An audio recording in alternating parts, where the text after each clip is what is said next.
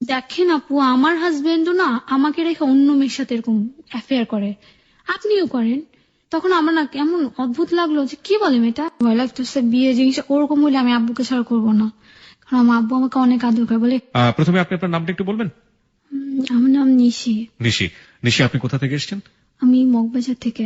ওকে, আপনি তো নিশ্চয়ই জানেন যে আমাদের কিছু বেসিক নিয়ম রয়েছে, সেই বেসিক নিয়মগুলো যদি আপনি একটু ফলো করতেন, যেমন আপনার বয়স, আপনি পড়াশোনা করছেন কিনা? আমার বয়স হচ্ছে 24, আর আমি আবার ইস্ট ওয়েস্টে পড়তেছি। আপনি ইস্ট ওয়েস্ট ইউনিভার্সিটিতে পড়ছেন, নিশি, এবং ও থাকে হচ্ছে মগবাজারে, রাইট? হ্যাঁ। ওকে, প্রিয় শ্রোতা, আমরা যে বন্ধুটিকে পেয়েছি সে একটি প্রাইভেট বিশ্ববিদ্যালয়ে পড়াশোনা করছে, বয়স 24, ওর নাম হচ্ছে নিশি এবং ও মগবাজারে থাকে। ওর জীবনের গল্প আজকে আমরা আমাদের হ্যালো 8920 লাখো শ্রোতাকে শোনাবো। তো নিশি, আপনি কোথা থেকে শুরু করতে চান? আমি আমার ছোটবেলা থেকে শুরু করতে চাই। জি প্লিজ। আমরা 2 বোন, জি।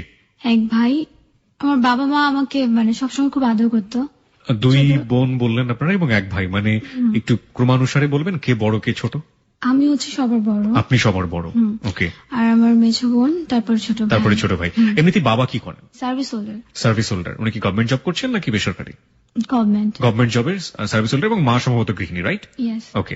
তারপর ছোটবেলার কাহিনী হচ্ছে যে কোচিং এ যেতাম। আমার দুনিয়া ছিল বাসা, কোচিং আর স্কুল, এগুলোই। ছোটবেলা থেকে আপনি কোচিং করছেন, মানে জন্মের পর থেকে কোচিং? না, যখন মানে এগুলোই ছোটবেলার কোচিং, মানে এই কটাই ছিল আমার দুনিয়া। আমি কোচিং বলতে বোঝাচ্ছি যে আপনি কোন ক্লাসের কথা বলছেন? কোচিং তো করি ক্লাস 3 থেকে। ক্লাস 3 থেকে কোচিং? আর কিসের কোচিং এটা, ক্লাস 3 থেকে? কোচিং বলতে ম্যাথ করতাম। ক্লাস 3 বাচ্চাদের জন্য কোচিং সেন্টার আছে? আসলে কোচিং নাই, টিউশনি যেটা বলে, টিচারের বাসায় যেতাম। টিচারের বাসায় যেতেন? ওকে, এটাকে কোচিং বলে অনেকে। ওকে, আমার ঠিক জানা ছিল না। আমরা কোচিং সেন্টার বলতে যেটা বুঝি যে বিশ্ববিদ্যালয়তে ভর্তি হওয়ার জন্য কিংবা 8-9 যেটা করে আর কি। ওকে, এটা এক ধরনের কোচিং। ফাইন। এটা আমি বলতেছি আমি যখন ক্লাস 10 এ পড়ি, তখন মানে আম্মু আমাকে কোচিং এ নিয়ে যাচ্ছিল। কি ওই সময় মোবাইল, মানে নতুন নতুন মোবাইল আসছে, 2004 এর এটা কাহিনী। তো আমার পাশে একটা লোক বসেছিল রিক্সাতে। তো সে কি করলো, মোবাইলে এমন ভাবে ধরলো, ইঞ্জিনিয়ার মানে মোবাইলে 1/3 বাইরে, হাতের মধ্যে মানে 1 ভাগ মানে মোবাইলটা আসা। তো আমি দুষ্টুমি করে আম্মুকে বলতেছে কি যে আম্মু, মোবাইলটা টান দিয়ে নিয়ে যাই কেমন হবে, আমাদের ইস্যু তাকে চলে যাবে। তো আম্মু বলছে এসব কি। তো এটা আমার আম্মুর কাছে অনেক লাগছে। লাগার পর আমার আম্মু এরপর থেকেই মাথায় টেনশন, আমার মেয়েকে মোবাইল নিয়ে এরকম বললো, ওকে মোবাইল কিনে দিব। তখন আমি ক্লাস 10 এ পড়ি, কোচিং করতেছি। তারপর আমার আম্মু মোবাইল কিনে দেয়, একটা 20 না 25 হাজার টাকা দিয়ে একটা মোবাইল কিনে দেয়। তখন তো কারোই মোবাইল নাই। দাঁড়ান, আমি একটু থামাতে চাচ্ছি আপনাকে। সেটা হচ্ছে যে আপনি এক চান্সে ক্লাস 10 এ চলে আসলেন।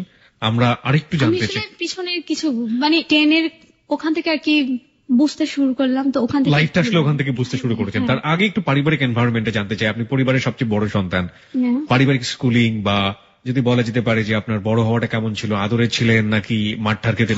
অবশ্যই আদরে ছিল, বাট আমি একটু দুষ্ট ছিলাম। আমি আর আমার মেজো বোন হচ্ছে ফেভিকল, যেখানে যাব ঘুরতে ওকে নিয়ে যাবো। আর দেখা যেত কি ঘুরতে যায় আমার প্ল্যানে ও যায়, এইটা আমার বাসার ফ্যামিলি কেউ পছন্দ করতো না। মানে আমার হয় না যে বাবা মা বোনরা মিল থাকলে খুশি, আমার বাবা মা বোনে মিল থাকলে আরো বকে দিত।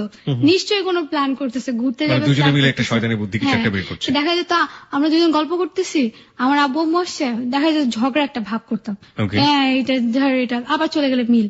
তো এরকম করতাম, মানে আলাদা আলাদা থাকতাম। আর দুজনে যখনই কোথাও ঘুরতে যাব সারাদিন রাত আলোচনা। দেখা যায় অনেক রাতের বেলা আমার আম্মু উঠে দরজার পাশে কান দিয়ে থাকে যে কি প্ল্যান করছে এমন হয়। আর খারাপ লাগতো। ছোট ভাইটার ভূমিকাটা কি থাকতো এখানে? ছোট ভাইটা বুঝাইলে বুঝতো, মাঝে মাঝে যদি বকা দিতাম বলতাম আম্মু তুমি যে সেদিন দেখলাম ঝগড়া করছো, আসলে ওরা আগে থেকে শিখাই নিচ্ছে, আসলে কোনো ঝগড়া ছিল না, এরকম। তো 2-3 দিন এরকম হয়েছে, এরপর সিরিয়াস ঝগড়া দেখাইতাম। যাই হোক, এটা না এখানে একটা মজার চিত্র দেখলাম আমরা। সাধারণত যে পিঠে ভাই বোন হলে দেখবেন যে দহরম মহরম সম্পর্ক হয়। ছোটবেলা আমরা দুজন কেউ কাউকে দেখতে পারতাম না। ও আমার থেকে একটু সুন্দর ছিল, ফর্সা ছিল, ওর দেখতে পারতাম না। ভাই বোনদের মধ্যে জেলাসিটা চলে আসে। মানে ও তো 1.5 বছর ছোট, চলে আসতো, আমাদের লম্বা ছিল। কিন্তু যখন একটু বুঝতে শুরু করলাম তখন ওর মধ্যে অনেক মিল, মানে ঘোড়াটা বুঝলাম যে ঘোড়া জিনিসটা কি, ঘুরতে যাওয়া, একা তো ঘোরা যাবে না, সুতরাং সাথে একজন বোনকে রাখা দরকার, এরকম। তারপর বাসা থেকে না বলে অনেক জায়গায় গেছি। একবার ফ্যান্টাসিতে গেলাম, আমার কাজিনকে নিয়ে গেলাম। তো ওর মায়ের সাথে খুব ফ্রি, ছেলে মানুষ। ওর মাকে যাওয়ার সময় বলছে আম্মু আমি ফ্যান্টাসিতে যাচ্ছি, সাথে নিশিরা যাচ্ছে। আমার বাবা ওর সাথে মিশতে দেবে না, নিশ্চয়ই কাহিনী করবে। কি আমার বাসায় বললাম যে আম্মু আমার ফ্রেন্ডের বাসায় ম্যাট্রিক পরীক্ষা উপলক্ষে তো মিলাদ হবে, তো আমার সকাল থেকে থাকতে হবে, কোনো ভাই বোন আমার হেল্প করতে হবে, আস্তে আস্তে রাত হবে, বুঝতে যাও সমস্যা নেই। গেলাম ফ্যান্টাসিতে, আমার সাথে আমার বোন গেল। যাওয়ার পর আপনার বোনের নামটা কি ছিল? দিশা। ওকে, দিশা আপনার সঙ্গে গেল। দিশা, নিশি, অদ্ভুত অদ্ভুত নাম। ও বয়সের ডিফারেন্স কত ছিল আপনার সঙ্গে? 1.5 বছর। 1.5 বছরের বয়সের ডিফারেন্স, তাহলে তো খুব বেশি ডিফারেন্স না। ওকে, হ্যাঁ। তারপর গেলাম, যেতে যেতে ওখানে 12টা 1টা বেজে গেল। তারপর ড্রেস চেঞ্জ করে এত টাকা দিয়ে ঢুকলাম ওখানে, প্রায় 550 টাকার মতো। ফ্যান্টাসি কিংডমে ঢুকতে হলে ড্রেস চেঞ্জ করতে হয়। Water kingdom. ওয়াটার কিংডম, ওকে। ওয়াটার কিংডমে গেলাম, তারপর এত টাকা দিয়ে টিকিট কেটে ঢুকলাম, প্রায় 1200 টাকার মতো দুজনে লাগলো। ঢুকে ড্রেসটা চেঞ্জ করে বললাম কি ফোনের কি অবস্থা, কন্ডিশনটা দেখে রেখে দিব।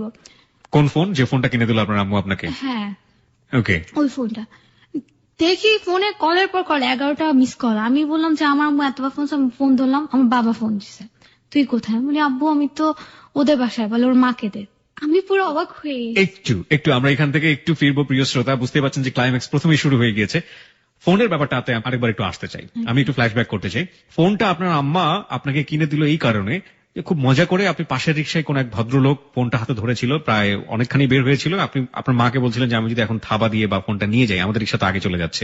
ছোটবেলায় এটা খুব স্বাভাবিক হতেই পারে, এই ধরনের কুবুদ্ধি মাথায় আসতেই পারে। তো এটা নিয়ে আপনার মা খুব চিন্তিত হয়ে যাওয়ার পরে আপনাকে খুব দামি একটা সেট কিনে দিয়েছিল ক্লাস 10-এ থাকা অবস্থায়। কম দামি সেটই অনেক দামি, সিমের দাম সেই সময়টাতে। 10,000 টাকা। হ্যাঁ, সেই সময়টাতে লাল লাল সিম ছিল, আমার মনে আছে।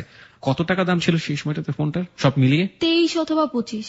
সিম এবং ফোন সহ 23 অথবা 25,000 টাকা দিয়ে মা যাতে সন্তান অন্যদিকে না যায় সেটার জন্য, this is a very crucial point, সেটার জন্য তাকে একটা ফোন কিনে দেওয়া হলো 23 কিংবা 25,000 টাকা দিয়ে সেই সময়টাতে। হ্যাঁ, তারপর সেই ফোন আসছে ফ্যান্টাসি কিংডমে যাওয়ার পর। বলে ওর মাকে দে। আমি বললাম আব্বু দিচ্ছি, দাঁড়াও। এখন দিচ্ছি বলে এদিক ওদিক তাকাচ্ছি, কাকেও পাচ্ছে, মানে একটা মেয়ের টোন দরকার। দেখি একটা মহিলা ছেলে মেয়েকে নিয়ে আসুনি বসে আছে গাছের নিচে, কোনো কিছুই না বলে কানে ফোন দিয়ে বলে গানটি আমার আব্বুর সাথে কথা বলে না, মা আব্বু মিথ্যা বলছি তো, আপনি বলেন যে আপনার ফ্রেন্ডের মা। তো উনি ফোনটা শুনলো, ফোনটা কানে বল কি বলবো, আর আমি ফোনটা রেখে দিচ্ছি। পরে আব্বু তখনই বুঝে গেছে, আর তো ফোন ধরি না, এখন কি পানিতে নামবো, কি দেখবো, কি ছবি তুলবো, সবকিছু মাটি। চায়ও না মন যে এত টাকার কষ্ট এমনিতেই শেষ, কোনো মজাটাই মাটি গেছে পুরা। চলে আসলাম দূর। এরপর আবার বাসে আসলে তো অনেক টাইম লাগবে, ওয়েট করতে হবে। আমি কাজিনের থেকে কিছু টাকা ধার নিয়ে ট্যাক্সি ক্যাব নিলাম। পরে বাসায় এসে বকাম, আমি গেলাম, আমার ছোট বোনটা গেল, পরে ঘরে ঢুকবো দেখি আব্বু বারান্দায় দাঁড়ায় আছে। এখন ছোট বোন দেখ তুই এগে যাবো, তুই এগে যা, এরকম করতে করতে রিক্সা তো বাসের সামনে। এখন বলে আমি নামি, আবার চিন্তা করলাম যে দরজা খুলে যদি ছোট থাপ্পড় মারে, তারপর কি করবো, দেখে টাকায় আছে তো। এখন বড় গেলাম, আমি আগে ঢুকে গেছি, আমার ছোটটাকে বেদ দিছে 3টা চট থাপ্পড়, খারাপ লাগছে আসলে। পরে বলি কিভাবে জানলো, এটা জানার তো কোনো ওয়ে নাই, কারণ পাশে থেকে বলে গেছি। পরে জানতে পারলাম আমার যে খালাটা ছিল ও আমার আম্মুকে ফোন করে বলতেছে যে আমার ছেলেটা গেছে, ওর কাছে তো ফোন আসছে, ফোন নাম্বারটা কত, আমি ল্যান্ডফোন থেকে ফোন দিব। এটাই হচ্ছিল মেইন কাহিনী, মানে আমার খালাটার মাধ্যমে জানতে পারছে। গেল অনেক বকা দিছে, আমাকে মারেনি, বকা দেওয়ার পর কি করবো, দুইজনে আলাদা আছি, খারাপ লাগতেছে এত, মানে ওই সব নতুন ফ্রেন্ড আছে, এক একজনের গেট আপ, মানে ও সবকিছু নতুন, বাইরে একটা কান্ট্রি মনে হয়েছে, মানে ওই সময় তো এত কিছু ভালো সুন্দর ছিল না, ওইটাই ফ্যান্টাসি কিংডমটাকে নতুন, মানে একদম বাইরের দেশের মনে হচ্ছে। ওকে, সুন্দর লাগছে। দুজনে আলোচনা করব, পেট ফেটে যাচ্ছে, এই আলোচনা করবো, এই মেয়ে যে করছে এরকম করছে, কিন্তু আলোচনা করতে পারতেছি না। তারপর কি করব, গেল বলে 2-3 দিন যা কেমন। আর ও তো এমনিতে আমার ছোটটা তো আমার সাথে কথা বলে না, ঘুমাই খেয়েছে, আমি খাইনি। আবার যেমন ঠিক হয়ে গেল, আবার এরকম করে। তারপর পরীক্ষার আগে টেস্ট পরীক্ষা চলতেছে, আবার প্ল্যান করলাম যে ফ্যান্টাসিতে বলবে তো মজা করতে পারি, এবার করা প্ল্যান করবো যে কেউ ধরতে না পারে। ও কি বললো, ও তো তখন ক্লাস 8-এ পড়ে, তো ও বললো যে আমি আমার স্কুলের পিকনিক, আমি স্কুলের পিকনিকে যাব। তো ও বললো ঠিক আছে যাও। আর আমি বললাম যে আচ্ছা, আমার একটা ফ্রেন্ডকে আমার আম্মু খুব মানতো, ভিতরে একটু আদব কায়দা ছিল, তোকে খুব মানতো। তো আমি ওর বাসার কথা বলে আমি বললাম আম্মু আমি ওর বাসায় যাব, তো একটা গাড়ি ভাড়া করলো, আমার কাজিনই গাড়ি ভাড়া করলো, ওরাও ফ্রেন্ডরা মিলে যাবে। তো এইটাই বললাম যে আম্মু আমার ফ্রেন্ডটা গাড়ি পাঠাচ্ছে, আমাকে থাকতে হবে ওদের বাসায়, সকাল থেকে বিকেল পর্যন্ত থাকবো। তাই বিকেল বললাম, কারণ আর রাত বলে বুঝে যাবে ফ্যান্টাসি, এর আগে একবার হয়েছে এই কাহিনী। তো আবার 2 বোন ব্যাগের ভিতর ড্রেস নিয়ে গেলাম, ফ্যান্টাসিতে গেছি, এবারও ধরা খেলাম। এবার ধরা খাইছি একটু পরে খাইলাম, যেমন বিকেলের দিকে আমার বাবা জানতে পারলো যে আমরা ফ্যান্টাসিতে গেছি। কারণ হচ্ছে আমরা সব কাজিনরা মিলে যাচ্ছিলাম, আমার কাজিনদের ফ্রেন্ডরা ছিল। তো আমরা একটা প্যাকেজে যাচ্ছিলাম, যে এই প্যাকেজে গেলে একটু কমে যাওয়া যায়। সবার এটা আছে। তো এই প্যাকেজে আমি কথা বলছিলাম অফিসে গিয়ে। তো প্যাকেজে যে কাগজগুলো ছিল না, কাগজগুলো আমি বাসায় রাখছি। আমি বলছি এগুলো বুঝবে না, কেউ দেখবে না। কিন্তু আমার আব্বু আম্মু দেখে বুঝে গেছে, বলে আজকে যেহেতু দুজনই না, আজকে তাহলে আগের মতোই হচ্ছে। এরপর আবার চলে আসলাম, এবার ফোন টোন কিছু দেয় না, চলে আসলাম আবার দুজনকে সে আগের মতোই। এবার আমাকেও একটা চড় মারছে। যাই হোক, চড় পারলো, গায়ে লাগলো না। আমার হাসি আসতেছিল যে দ্বিতীয়বারের মতো ধরা খেলাম, লজ্জা লাগতেছিল, কারণ এর আগে অনেক বকাবকি করছিল। আমার আম্মু বলে লজ্জা থাকলে জীবনও যাইতি না তোরা দুইটা। পরে এটাও গেল কয়েকদিন পর। এরপর আমার ম্যাট্রিক পরীক্ষা শেষ হইলো, একটা ঈদ আসলো। ঈদের পরের দিন আমার কাজিনকে ফোন করলাম, কি করতেছো? বলে আমরা কালকে মানে দ্বিতীয় দিন ফ্যান্টাসিতে যাব, রেডি হচ্ছে সবাই। তো আমার আর লোভ সামলাইতে পারলাম না, বললাম আমিও যাবো, নিয়ে যাও। তো বলে দেখ তোমার জন্য আমি বারবার বকা খাই, আমি তোমাকে নিতে পারবো না। বলি দেখ ভাই, আমি টাকা দিব, তুই আমাকে নিয়ে যা। তারপর কি করলো, তৃতীয়বারের মতো আবার গেলাম। এরপর মানে ধরা খাইছি কি বুঝে গেছে, আমার জুতায় কাদা লাগানো ছিল, তারপর ব্যাগে ওই যে ভেজা কাপড়গুলো ছিল, ফ্যান্টাসি কিংডমে অনেক ওজন ছিল। মানে এরপর বাসা থেকে আসে আব্বু আমার ভাইটা করছে ওদের ব্যাগ চেক করো, ব্যাগ চেক করে দেখে জিন্সের প্যান্ট টপস এগুলো মানে ভেজা ভেজা ওজন হয়ে আসছে। পরে আব্বু যা, এবার তোদেরকে আর মারবো না, তোদের লজ্জা সব নাই, যা যে যা ইচ্ছা কর। তো এগুলো ছিল ছোটবেলার 2004-05 এর কিছু মজার কাহিনী। মোবাইল যেটা কিনে দিল, ভালো লাগে না, মোবাইল নিয়ে বসে আছি রাতের বেলা, কোনো খালি গেম খেলতাম। তো আমাদের ল্যান্ডফোনও ছিল। এর মাঝখানে আমি পিকনিকে গেলাম ম্যাট্রিক পরীক্ষা দিয়ে। তো ওখানে নেটওয়ার্ক ছিল না, নতুন ফোন, নেটওয়ার্ক খুব কম ছিল। গাজীপুরে যাচ্ছিলাম। তো আমার আম্মু বাইরে থেকে মানে ফোন ফ্যাক্সের দোকান থেকে আমাকে অনেক ট্রাই করতে পারিনি, অনেক টেনশন করতেছিল যে হাতে একটা মোবাইল, বাইরে গেছে কি না কি হয়, আবার অ্যাক্সিডেন্ট হতো অনেক। কি করলো আমার ওই ফোন ফ্যাক্সের দোকানের লোকটাকে বললো কি আচ্ছা এই নাম্বারটা ট্রাই করবেন, যদি হয় তাহলে বলবেন এই আমার বাসার নাম্বার একটা ফোন দিতে। আপনি এই নাম্বারটা দিয়ে গেল। তো ওখানে অনেক ছেলেরাই ছিল, আম্মু আর খেয়াল করেনি। পর থেকে মামু বাসার ল্যান্ডফোন অনেক রং নাম্বার আসতো, আসলে কথা বলতাম না, যে রং নাম্বার রেখে দিতাম। এরকম করতে একটা ছিল প্রায় ফোন করতো, কি ব্যাপার বলি, জিজ্ঞেস করি, বলে হ্যাঁ রং নাম্বার হয়েছে আপু, একটু কথা বলেন, মন খারাপ, এটা আজকে বৃষ্টি হয়েছে আপু, মন খারাপ, কথা বলেন। এরকম বলতে কথা বলতাম। পরে আমি বললাম ভাই একটা কাজ করেন, আপনি আমার ফোন দেন, মোবাইল ফোন দেন। Let's begin the story. Nishi, তারপর আপনি কি যেচেই তাকে ফোন নাম্বারটা দিয়ে দিলেন, নাকি আপনারও কিছুটা দুর্বলতা তৈরি হয়েছিল? আসলে সত্যি বলতে আমি দিয়েছিলাম নাম্বারটা, কারণ আমার ল্যান্ডফোন নাম্বারটা আমার আম্মুর রুমে ছিল, তো কথা বলতে প্রবলেম হতো। তার মানে আপনি নিজেও চাইতেন তার সাথে আপনি কথা বলতে? ভালো লাগতো আর কি, বাসায় থাকতাম। কি বলতো আপনার সঙ্গে?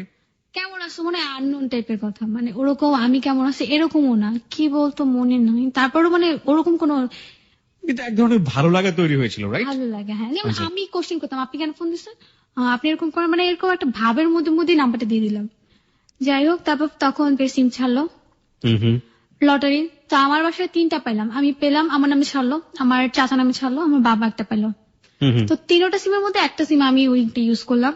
আমরা আসলে দুজন এক এরিয়াতেই থাকতাম, তো ওই ছেলেরও একটা সিম ছিল, ও পাইছে।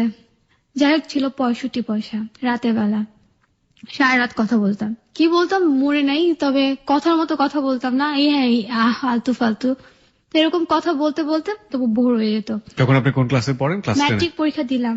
ম্যাট্রিক পরীক্ষা দিয়ে ফেলার পরের সময়টা? হ্যাঁ, অবসর সময়টা 3 মাসে লং টাইম একটা ছুটি থাকে। ইনফ্যাক্ট এখন ছেলেমেয়েদের ওই ছুটিটা থাকে না, কারণ ম্যাট্রিক পরীক্ষা দেওয়ার পরে তারা যেভাবে প্রিপারেশন নেয় কলেজগুলোতে ভর্তি হওয়ার জন্য। ওকে, হ্যাঁ। তারপর হচ্ছে আমি একটা ওই টাইমে একটা আমার পাশে পিচ্চিকে পড়াইতাম। তো পিচ্চি একদিন বলতেছে যে আপু তোমার গলা ফোনে অন্যরকম লাগে। তুমি কিভাবে শুনলা? আর কিনা আমার ভাই আর একটা ফ্রেন্ড তোমাকে তোমার গলা লাউডে শুনাইছে। তখন পিচ্চি ক্লাস 2 তে পড়ে, ও না বুঝে কথাটা বলছে। আমি তোমার ভাই আর ফ্রেন্ড আমার কথা লাউডে শুনাইছে কিভাবে? মানে তোমার ভাই ফ্রেন্ডকে দেখাতে পারবো? হ্যাঁ, তোমার পাশের বাসাই তো বাসা। আমি মানে পরে এর মাঝখানে একটা কাহিনী হচ্ছে, ম্যাট্রিক পর আমি গান শিখতাম। তো আমার আম্মু আমাকে গানে দিচ্ছিল, বাট আমার ইচ্ছে ছিল নাচে। Let's play the music. আমরা তো রেডিওতে নাচ দেখাতে পারবো না, গান নিশ্চয়ই শোনাতে পারবো। আচ্ছা, গানটা শেখা হয়নি, নাচ শখ ছিল।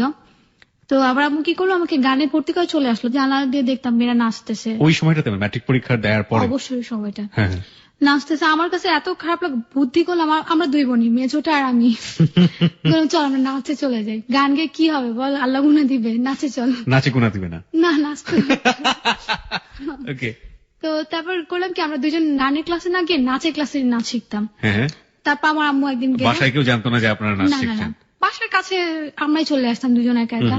তো আমার ছোট বোনটা যেতে পারলো না, 8 বৃত্তি পরীক্ষা, জি। তো ও আর অফ করে দিল, আমি একা একা যাওয়া আসা করতাম।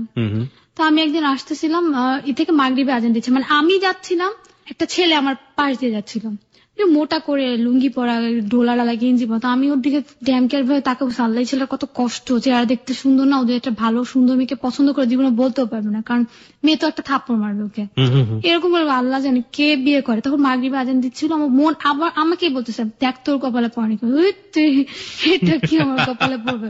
আমার বাবা জীবনে এরকম মোটা ছেলেকে বিয়ে দেবে না, আবার আমি তো প্রেম করে জীবনে বিয়ে করবো না, এই ছেলেকে প্রেম করা অসম্ভব। এই সময় ক্লাস 10 এর এই মেন্টালিটিটা আমার মনে হয় ছেলে মেয়ে নির্বিশেষেই থাকে, অনেক বড় একটা স্বপ্ন থাকে বুকের মধ্যে, অনেক বড় কিছু হাম্বড়া একটা ভাব। হ্যাঁ, খুব ন্যাচারাল, এটাকে আসলে অন্যভাবে দেখার কোনো সুযোগ নেই। হ্যাঁ, তারপর তো ওই যে ওইটা দেখলে কষ্ট লাগতো, মোটা ছেলে দেখতে সুন্দর না। ও কোথায় থাকতো? সবসময় ওখানে থাকতো? ওইখানে আমি একই এরিয়াতে থাকি, দেখলে দেখা হইতো, নামাজ শেষে যেত। আজ আমার মাগরিবের সময় বাসায় যাচ্ছিলাম, নামাজে যাচ্ছিল এরকম। তারপর আমাদের বাসার পাশে ছাদে উঠতো, কবুতর পালতো, তো দেখতাম। কবুতর পালতো? হ্যাঁ, খালি উঠে হাতে তালি দিত, তো হাতে তালি বুঝতাম ওইটা ছাদে উঠছেন। তো দেখলো আমি ফোনে কথা বলার সময় বেশি একটু হাতে তালি দেয়, দেখা আরই করতাম না, বাট এই তো। তারপর আমি আমার স্টুডেন্টকে বললাম, দেখো তুমি ওকে দেখাইতে পারবা? বলে কি, তুমি একটা কাজ করো আপু, তোমার ল্যান্ড ফোনে ফোন দিব, তখন তুমি তোমার জানলা দিয়ে তাকাও, ল্যান্ড ফোনে ফোন দিবে। ওই সময় কিন্তু অনেক কথা বলা হয়ে গেছে, 2-2.5 মাস, লং টাইম, রাত ভর্তি কথা। বিকেল বেলা হাতে তালি দিতেছে, দেখতেছি, নামাজ পড়লাম। তারপর আমি স্টুডেন্টে ফোন দিলাম, আপু ভাইয়া তো ছাদে। কোন দিকে ছাদটা বলতে পারবো কি? এই দিকে ছাদে। তাকায় আমি বিশ্বাস করতে পারি না, না এই ছেলে তো কথাই বুঝে না, এই ছেলে না, অসম্ভব। আর কি, হ্যাঁ এটাই তো সে, ওই কবুতর। হ্যাঁ সেই মোটা ছেলেটা, সেই কবুতরটা যাকে দেখে আপনার মোটেও পছন্দ হতো না এবং চিন্তা করার ধারণার বাইরে ছিল, সেই ছেলের সাথে আপনি ফোনে এতদিন যাবত কথা বলছেন এবং রাতের পর রাত। মাশাআল্লাহ, দিস ইজ কল্ড ড্রামা। এই জন্যই বলে থাকি লাইফটা আসলে না, মানে জীবন নাটকের চেয়েও অনেক অনেক বেশি নাটকীয়। ওর সাথে আপনার বয়সের ডিফারেন্স কত ছিল? 5-6 বছর। খুব বেশি ডিফারেন্স না। কেন, যখন আপনারা ফোনে কথা বলতেন তখন আপনারা জানতে চাননি কোথায় থাকেন বা কি করেন বা কোথায় থাকো, তুমি কোথায় থাকো? আসলে সবসময় তো ঝাড়িয়ে পড়তাম, আপনি আমাকে কেন ফোন দেন, মানে ফোন দিলে ঠিকই কথা বলতাম, অনেক লং টাইম হইতো, কিন্তু কখনো পার্সোনাল ভাবে জিজ্ঞেস করিনি, নামটাই শুধু বলছিল, তুচ্ছ-তাচ্ছিল্যের মধ্যে রাখতেন। হ্যাঁ, আরাফাত নামটা তখন বলছিল যে আরাফাত। তারপর না আমি শিওর যেমন বললাম, কারণ একই আজান শুনতে পাবো, আমি এসা পর্যন্ত ওয়েট করলাম, সময় আর কাটে না, মাগরিব শেষ এসা ওয়েট করলাম যে আজানের সময় ফোন করবো, ওই আজান শুনতে পাবো। সে কি চালাক, আজানের সময় ফোন ধরেনি। তারপর আবার শুক্রবার দিন, যেমন জুম্মার, এটা মসজিদ পাশে, ফোন দিছি, দেখি জুম্মার সেম কথা, তো আমি ফোন করে রেখে দিলাম। তারপর মন মানতে চাইতেছে না, যে মানে শিওর হওয়ার জন্য, মানে জুম্মার শেষ মানে আপনার পাশের মসজিদের যে কথাটা আপনি শুনতে পাচ্ছেন এখান থেকে, ওর ফোনে ঠিক সেই কথাটাই আসছে, তাই তো? ওকে, হ্যাঁ। তারপর মন মানতেছে না, আল্লাহ যদি মিথ্যা হয়। ওদিন রাতে কথা বললাম, অতটা মন ভালো ছিল না, বলো আচ্ছা দেখা করি আমরা, বলো বল কি আচ্ছা ঠিক আছে কালকে দেখা করবো। তবে দূরেই ছিল না, কখনই না। কালকে 12টা হয়েছে, ডাক দিলাম, বল কি আসলে কি আমার বাবা অসুস্থ হয়ে গেছিল, তো এই জন্য এরকম। সে 2-3 দিন এক কাহিনী, বুঝলাম যে এটাই সেই ছেলে। তারপর আমি ওই বাসার উপর দিয়ে যেতাম, ওখানে যাওয়া লাগতো মাঝে মাঝে, উপর দিয়ে পানি ফেলাইতো, তো আর কথা বলা বন্ধ করে দিলাম। বন্ধ করে দেওয়ার পর দেখলাম কি, খুব দেবদাসের মতো ছাদে উঠে বসে থাকেন। প্রথম খুব খারাপ লাগতো, মানে আসলে মানাইতে পারতাম না, হয়ে গেছে স্টেপ বাই স্টেপ, বাট নিজেকে মানাইতে পারতাম না। কতদিন যাবত এভাবে কথা বলেছেন আপনারা? 2-2.5 মাস।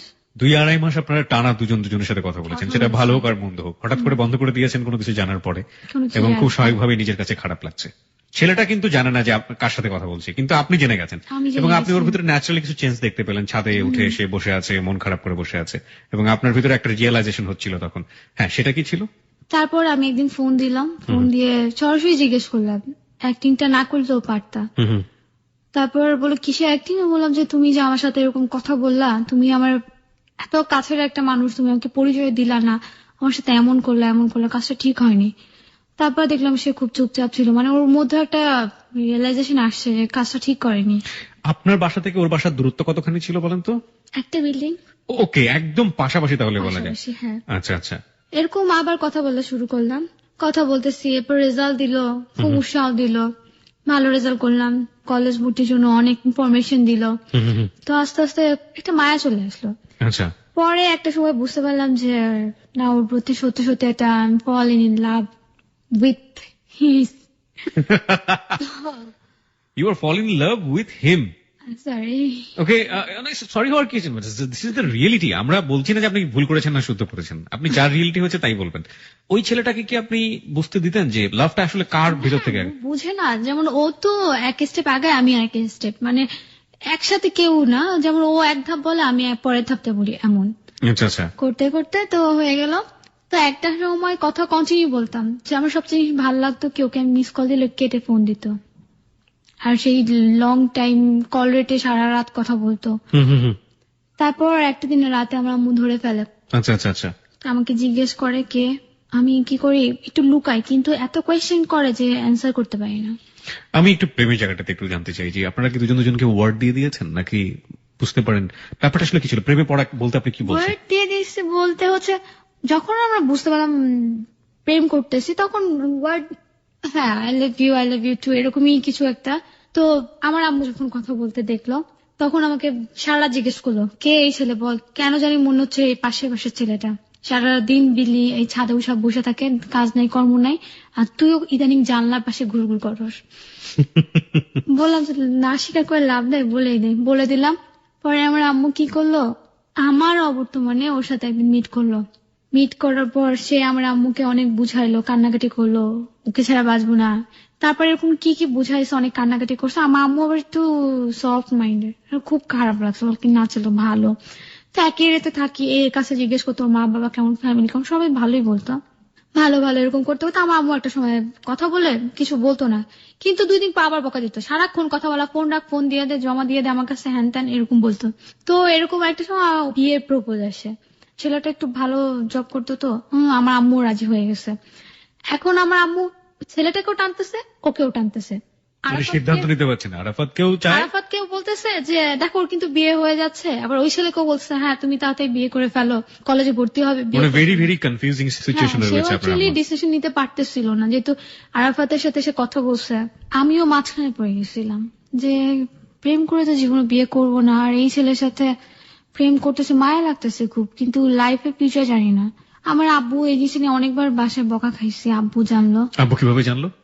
আমার আম্মুই হাসতে হাসতে বলছে পাশে পাশে ছেলেটাকে ডিস্টার্ব করে, কথা বলে, আমি অনেক চেষ্টা করছি, মানাইতে পারি না, এরকম একটু একটু হিন্টস দিল আম্মু আব্বুকে। আর আব্বু খালি বাজে কমেন্টস করতো যে এই ছেলেকে মানুষের চোখেরও তো একটা ছয়ে যাচ্ছে, এরকম খালি বকতো। সরকারি কোয়ার্টারে থাকতেন আপনারা, রাইট?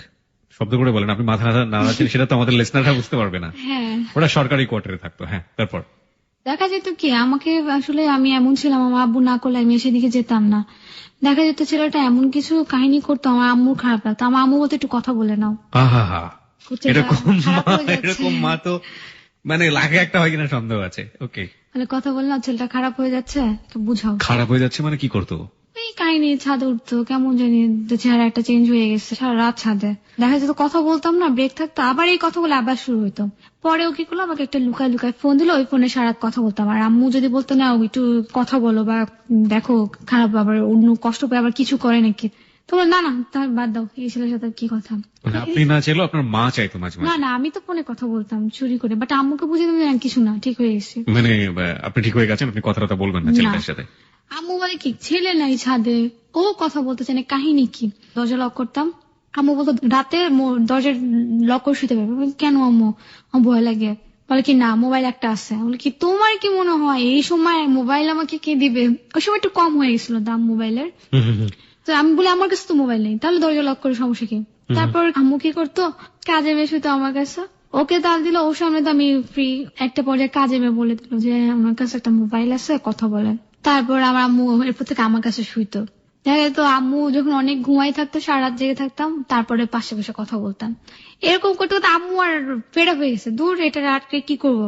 তারপর ছেলেকে ডাকলো যে তুমি কি চাও, তো বিয়ে কথা চলতেছে, ওর বাবা চাচ্ছে, আমি চাচ্ছি, ফ্যামিলি চাচ্ছে, তুমি কি চাও? বলছো আমি বিয়ে করবো, আমাকে যদি ওকে না দেন আমি সত্যি সুইসাইড করবো। আমি বলছো তোমার গার্ডিয়ানকে, বলে আপনি যদি বলেন আমি এই সপ্তাহের মধ্যে আমার মা আমার নানুকে নিয়ে আসবো, প্রস্তাব দিব।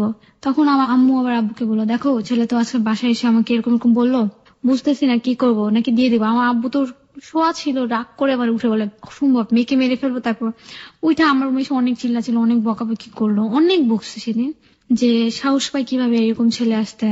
তারপর দিল না। ও ছেলে সম্পর্কে বারবারই একটা নেগেটিভ সিকোয়েন্স আপনাদের ফ্যামিলি মেম্বার পাচ্ছে। আসলে ও ওই সময়টাতে কি করতো? কিছু না, জাস্ট কবুতর পালতো শুধু? কবুতরের শখ ছিল আসলে। ওকে, তাহলে কি করতো? স্টুডেন্ট ছিল, কিসে অনার্স পড়তো? তিতুমিরে পড়তো। তিতুমিরে অনার্স পড়তো? কোন সাবজেক্টে? অ্যাকাউন্টিং। অ্যাকাউন্টিং এ পড়তো, একটু মোটাকাটা ছিল। ওকে, নাদুস নুদুস আরাফাত। এবং এখানে আরাফাত নামে যারা আছেন প্লিজ মাইন্ড করবেন না, কারণ সব আরাফাতরা নাদুস নুদুস হয় না, আমরা নিশ্চয়ই জানি।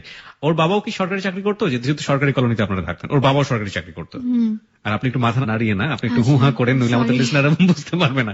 ওকে, হ্যাঁ, তারপর বাবাকে যখন বললো, বাবা খুব রাগ হয়ে গেল।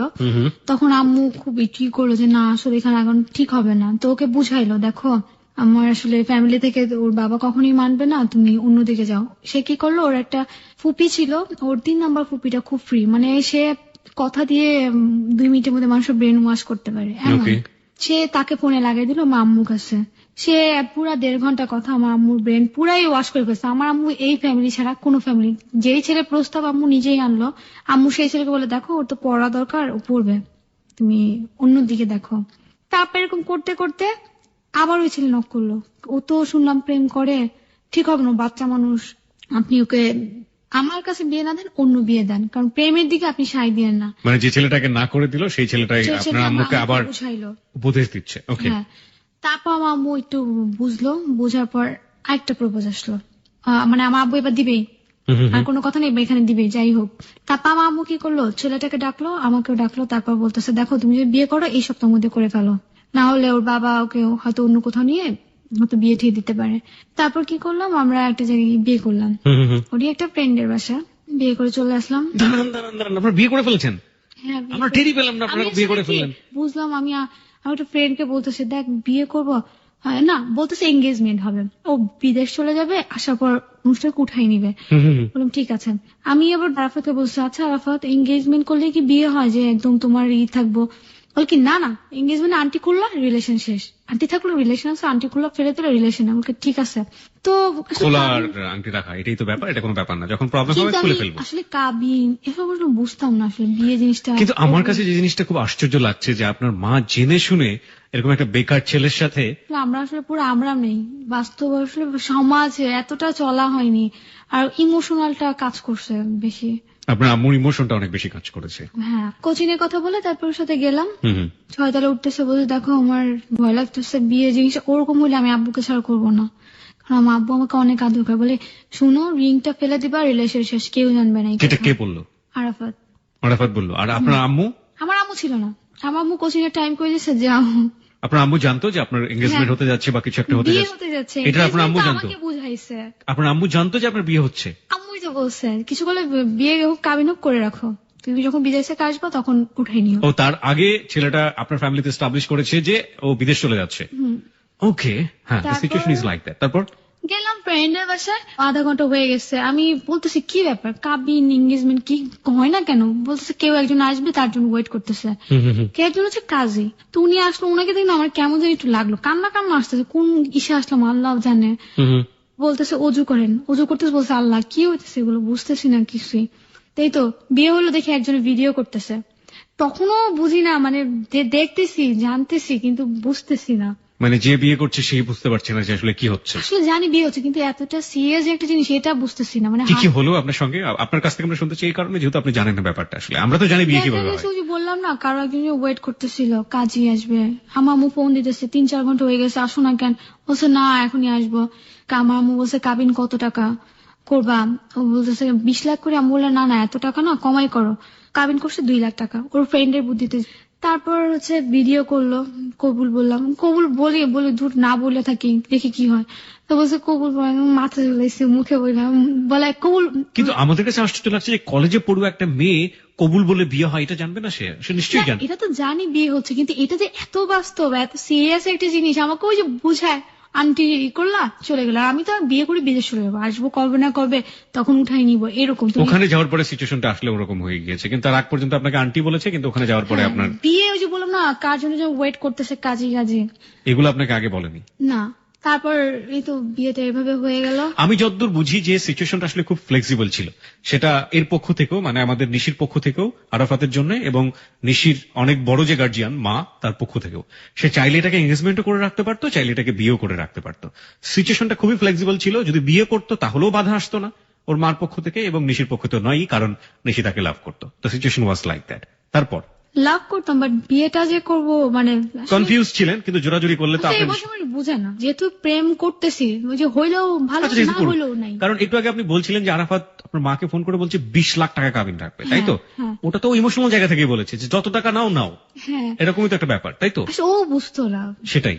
তারপর বুঝে বললো, ফ্রেন্ডটা বলছে, আমি শুনতেছি যে পাশে বলছে এত টাকা কেন, গাধা। ফ্রেন্ডের বউ বলছে কাবিন করতে একটু কমাইয়া করতে হয়, প্রেম করে বিয়ে করলে। তারপর তো আমাকে বলতে কবুল বলো, কবুল বলে এরকম কবুল বলছে, অবশ্য 3 বার না 2 বার বলছে।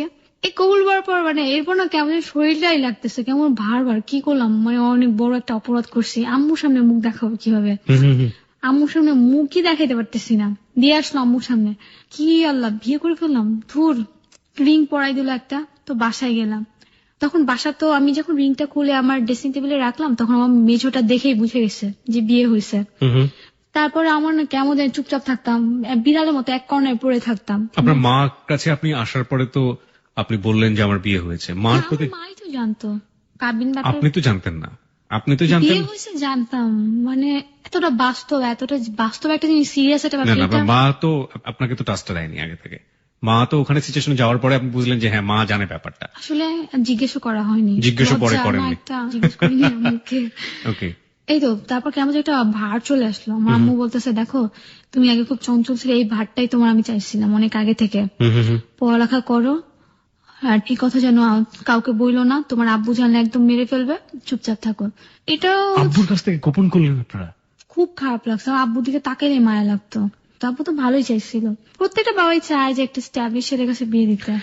আমরা এতদিন যাবত যে ধরনের গল্প আমরা এখানে পেয়েছি, জীবনের গল্প, সেখানে আমরা দেখতাম যে এই জাতীয় ব্যাপারগুলোতে যারা বিয়ে করে বা যারা সাধারণত ফল ইন লাভ থাকে, তাদের ক্ষেত্রেই ব্যাপারগুলো বা ঘটে থাকে। আমরা বলছি না, কিন্তু এখন পর্যন্ত যতটুকু হয়েছে সেটা আমাদের নিশ্চিত জীবনে ভুল। আমরা কোথাও কোনো ভুল খুঁজে পাইনি। ও এখন পর্যন্ত খুব সুন্দর, খুব হ্যাপি, খুব বিউটিফুল একটা ফিলিংস এর মধ্যে দিয়ে যাচ্ছে, এবং সেখানে পারিবারিক ভাবে এক ধরনের দায়বদ্ধতা থাকে, কিন্তু সেটা আলটিমেটলি অভিভাবকের রোলই থাকে, সেখানে আসলে একটা গাইড করার ব্যাপার থাকে।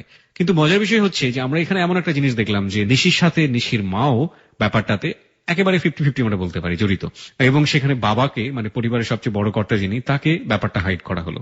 নিশি, তারপর কি হলো? বাবার কাছ থেকে তো গোপন করলেন। এরপরে হচ্ছে আব্বুকে দেখলে খুব খারাপ লাগতো, নিজের কাছে অনেক দোষী মনে হইতো। আবার আম্মুর দিকে তাকাইতাম, দেখতাম আম্মু সাপোর্ট করতেছে, তখন তো না, হয়তো বা একটু সাময়িকের জন্য একটু ভুল, আরো তো ভালো ছেলে, অবশ্যই মেনে নিবে। আমার আব্বু একটা কাজ করলো কি, যে আমাকে বুঝাইলো অনেক, মা এটা ঠিক না, লাইফ অনেক কঠিন, তোমার ফিউচার অনেক সুন্দর, মাত্র ইন্টার পরীক্ষা দিবা, আমাদের বসুন্ধরাতে জায়গা আছে, সেখানে যখন বাড়ি করব তখন তোমাদের অনেক ভালো ভালো প্রপোজ আসবে। এগুলি কিছুই না, এগুলো এখন আমরা হয়তো এখানে আসি, মানসিকতা এরকমই, যখন ওখানে যাব তখন আমাদের লাইফ স্টাইলই অন্যরকম থাকবে। তো শুনে না, আমার আসলে লাইফ স্টাইলের জন্য না আমার আব্বু যে আমাকে এত কিছু পর বুঝাচ্ছে, আমার আম্মুর মাধ্যমে কথায় বুঝে গেছে যে বিয়ে হয়ে গেছে। তারপর একদিন আমার আব্বু ওনার বসকে বললো যে আপনার পাশে থাকে, আপনি একটু দেখেন কি হল, মার সাথে কথা বলেন। মার সাথে ফোন দিল, হ্যাঁ ওরা তো বিয়ে করে ফেলছে। আমার আব্বুর বস বলো, তোমার মেয়ে তো বিয়ে করে ফেলছে। তো আমার আব্বু বাসায় এসে অনেক কান্নাকাটি করতেছে। হঠাৎ করে খারাপ লাগলো, জীবনও দেখলাম না কান্না করতে, সে কান্না করছে অনেক জোরে জোরে। তো আশেপাশে মানুষও শুনে দাঁড়ায় আছে, দেখে কি হইতেছে, কিছুই বলো না। আম্মু জিজ্ঞেস করার সাহস পাচ্ছে না এটা। পরে আমি ঘুমাই গেছি কান্না শুনতে শুনতে। তারপর আব্বু আমাকে 11:30 দিকে রাত উঠায় বুঝাইলো, এই কাকু তুমি ডিভোর্স দিয়ে দাও, যা হয়েছে হয়েছে। বললাম ঠিক আছে আব্বু, ডিভোর্স দিয়ে দিব। বললো যে ঠিক আছে কথা দাও। আমি বলছি হ্যাঁ কথা দিলাম, ডিভোর্স দিয়ে দিব। আমার আম্মুকে বলছে তুমি ওর পাশে ঘেসবা না, বল তুমি তোমার আম্মুর সাথে এত কথা বলবা না। তারপর আব্বু অফিসে যেত, আম্মু বুঝিত মেয়েদের জীবন বিয়ে একবার হয়, সবাই জানাজানি হয়ে গেছে, এরপর মানুষ তোমাকে কি বলবে বাজে বাজে কথা বলবে। তখন ওই কথাটা চিন্তা করলাম, অতটা বুঝতাম না যে কথা বললে কি হবে। তো আমার মামি বলতেছে বিয়ে যখন হয়েছে ডিভোর্স দিবা কেন, বিয়ে তো একবারই হয়। এইসব আধ্যাত্মিক কথা বুঝাইতো। আধ্যাত্মিক কথার উপর পড়ি নেই। আমার আম্মু একটা কথা বলছে যে ডিভোর্স দিবা না, তোমার আব্বু তোমার খারাপ দেখে নিচ্ছে। আব্বু বললো যে ঠিক আছে মা, আজকে সন্ধ্যার সময় আমি কয়েকজন লোক আনবো, কলোনির কিছু লোক থাকবে, তুমিও থাকবা, ডিভোর্সটা সাইন করে দিবা। হ্যাঁ ওকে আব্বু দেখি। বলে কি লজ্জা, কথা বলতে পারি না, মাথা নিচু করে খালি আস্তে আস্তে একটু একটু ছোট ছোট কথা বলতেছি। বলে কি মানে কি, আমি কি না দেখি। কিন্তু একটা পর্যায়ে ডিসিশন আসলো যে ডিভোর্সটা দিব না। এরপরে এটা নিয়ে কি আপনি আরাফাতের সঙ্গে কথাবার্তা বলতেন? না, যে এরপরে কথা হইতো না আমাদের। মানে বিয়ে করার পর এখন কথাই হতো না? কথা হইতো, কিন্তু ওই যে ডিভোর্সের ওই সময়টা কথা হইতো না। পরে আমার আব্বু কি করলো, আমাকে আমার একটা খালামুনি বাসায় রেখে দিল। ওই যে কাজিনটা যার সাথে ফ্যান্টাসিতে ঘুরতে গিয়ে ধরা খাইলাম, তো কাজিনের মোবাইল ছিল, আমি যে রুমে ছিলাম ওর অর্ধেক উপর চার্জ দিতেছে। ওর মা বলছে দেখ ফোন ওর সামনেই রাখবি না। তখন বুঝলাম যে এই বাসায় সবাই কাহিনী জানে। মানে এক ধরনের রেস্ট্রিকশনে আনার চেষ্টা করছে আপনার বাবা। পুরা। কিন্তু তার আগে আমাকে একটু বলেন তো, আরাফাত যে বিয়ে করলো, আরাফাতের ফ্যামিলির কেউ ওই সময়টাতে উপস্থিত ছিল? না। আরাফাতের ফ্যামিলি কি পরবর্তীতে জেনেছে যে আপনাকে বিয়ে করেছে? হ্যাঁ। ওই সময়টাতে যখন আপনার ফ্যামিলিতে খুব বেশি ক্রাইসিস চলছে, সেই সময়টাতে আরাফাতের ফ্যামিলি থেকে কেউ আপনাদের ফ্যামিলিতে এসেছে, যোগাযোগ না। করেছে? না, আসলে দুজনই ছোট ছিলাম, মানে এটা তো কি সামাজিক কাজকর্ম। হ্যাঁ, এটা- আপনারা দুজন ছোট ছিলেন সেটা ঠিক আছে, কিন্তু তারা তো ছোট ছিল না, তারা তো বড় ছিল, তারা ফ্যামিলি। আপনার মা যে কাজটা করেছে সেটা ভালো হয়েছে না মন্দ হয়েছে সেটা আমরা গল্পের শেষে গিয়ে বুঝতে পারবো। কিন্তু আরাফাত তো বিয়ে করেছে, তার ফ্যামিলিতে জানাজানি হয়েছে ব্যাপারটা। তো আরাফাত তো আসলে অ্যাডাল্টই ছিল, বিয়ে করার বয়সই তার ছিল। হ্যাঁ, তো সেই অর্থে আরাফাতের ফ্যামিলি থেকে আপনাদের ফ্যামিলির সাথে কোনো যোগাযোগ করা হয়নি সেই মুহূর্তে? না, ওর ওই যে ফুপিটা যোগাযোগ করতো ব্রেন ওয়াশ করার জন্য সেটা করতো, Brain wash কিন্তু করার পরবর্তীতে আরাফাতের বাবা মা কেউ যোগাযোগ করেনি, ওই মোমেন্টে কেউ যোগাযোগ করেনি। না। ওকে, আরেকটা মিনিট বলে নেই, ওর ফুপি যেটা হচ্ছে রিসেন্ট আপডেট দেখবে না, সে তাদের পক্ষ যেটা সেটাকে তুলবে ফার্স্টে, হচ্ছে অপোজিট যারা থাকবে ওদেরকে কথা বলার চান্সই দিবে না। যেটা যদি মানে এক্সাক্ট ওখানে অ্যাপ্লাই করতে যাই দেখা যাবে তার অপোজিটের থেকে সে এটার বেশি অপব্যবহার করতেছে, মানে তুলতেছে ঠিকই বাট নিজে কিন্তু কাজে বেলায় কিছুই না এমন। যেটা বলে সেটা ফলো করে না। ওকে, হ্যাঁ, তারপর পরে একটা পর্যায়ে আসলো যে না দিব না।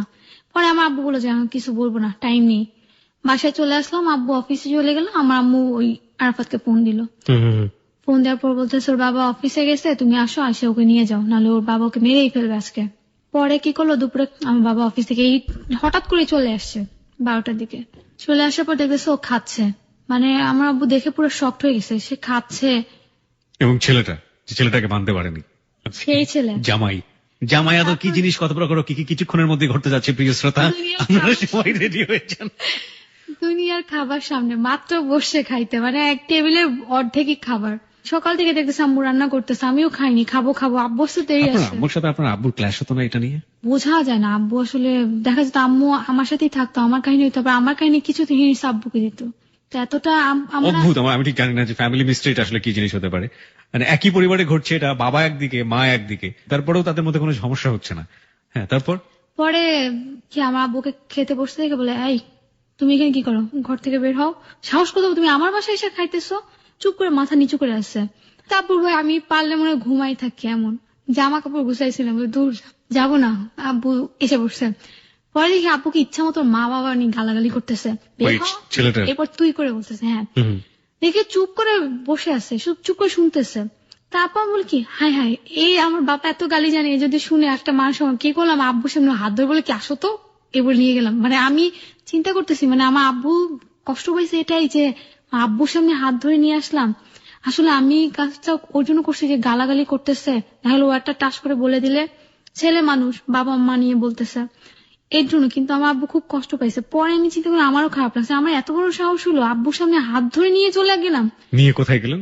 ওদের বাসায়, পাশাপাশি বাসা। ওকে, প্রিয় শ্রোতা, ব্যাপারটা কি ছিল নিশ্চয়ই বুঝতে পেরেছেন। প্রথম কথা হচ্ছে যে ওর চলে যাওয়ার কথা ওর বাসাতে, মানে ওর জামাইয়ের সাথে, আরাফাতের সাথে, কিন্তু বাবাকে দেখে কিসের কি যাওয়াটা সব ব্যাগ ঠ্যাগ সব লুকিয়ে ফেলেছে। কিন্তু বাবা যখন গালিগালাজ করছে ছেলেটাকে, সেই মুহূর্তে ওর ভিতরে প্রচন্ড রকম একটা সাহস চলে এসছে। সেই সাহসটাতে ও নিজে গিয়ে ওর জামাইয়ের হাত ধরে বলছে যে চলো বেরোয় এখান থেকে। মানে আসলে রিয়াকশন, একটা কথা আছে না যে দেখবেন যে রিক্সার পেছনে একটা বড় করে লেখা থাকে কিংবা বাসের পেছনে বড় করে লেখা থাকে, সেটা হচ্ছে রেগে গেলেন তো হেরে গেলেন। রাগ কখনোই ভালো কোনো সমাধান দেয় না, কিন্তু কতক্ষণই বা নিজেকে কন্ট্রোল করে রাখা যায়। তারপর কি হলো? পরে চিন্তা করলাম যে আসলে উচিত ছিল ছেলে আমাকে টেনে নিয়ে আসবে। পরে খারাপ লাগছে, পরপর 3টা দিন আব্বু ঘুমানো যায়, আমার মেয়ে এরকম করতে পারলো। ও ওই বাসায় গেলাম ওই বাসা, ওর মা জানে না যে আমি ওই দিন যাবো। আচ্ছা, বাসায় যাওয়ার আগে আমি একটু জানতে চাই যে বোনের সাথে আপনার এত ভালো সম্পর্ক দিশা, চুপ তাদের করে প্রতিক্রিয়া আছে। কি ছিল এই যে এই বিয়েটা সবকিছু মিলিয়ে? ও কি আপনাকে সাপোর্ট করতো ব্যাপারগুলোতে?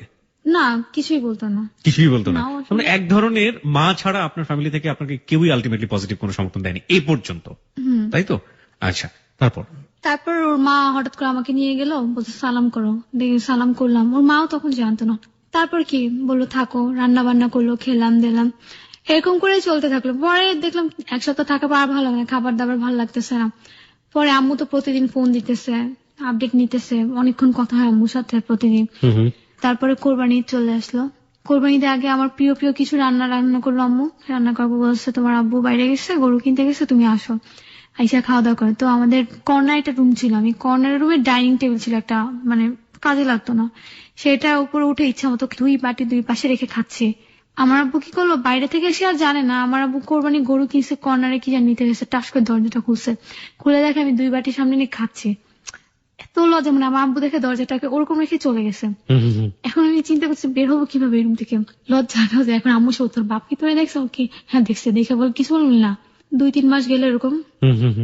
তো একটা পর্যায়ে কি হলো, আম্মু আব্বুকে অনেক বুঝাইলো। আমার বল ঠিক আছে, ওদেরকে এনে একটা দাওয়াত দাও, যেহেতু নিয়ম। আমার আম্মু অনেক বুঝাইলো আব্বুকে যে হয়ে গেছে, কি করবা, জানাজানি হয়ে গেছে। তারপর আমার আব্বু আমাদের পাশে একটা রুমে লুকায় ছিল। আমার আম্মু বললো, তোমার আব্বু দেশে গেছে, তুমি একটা কাজ করো, আর তোমরা দুজন আসো, আজকে আমাদের বাসায় তোমাদের দাওয়াত। পরে আসলাম, দাওয়াত খেলাম, খেয়ে চলে গেলাম।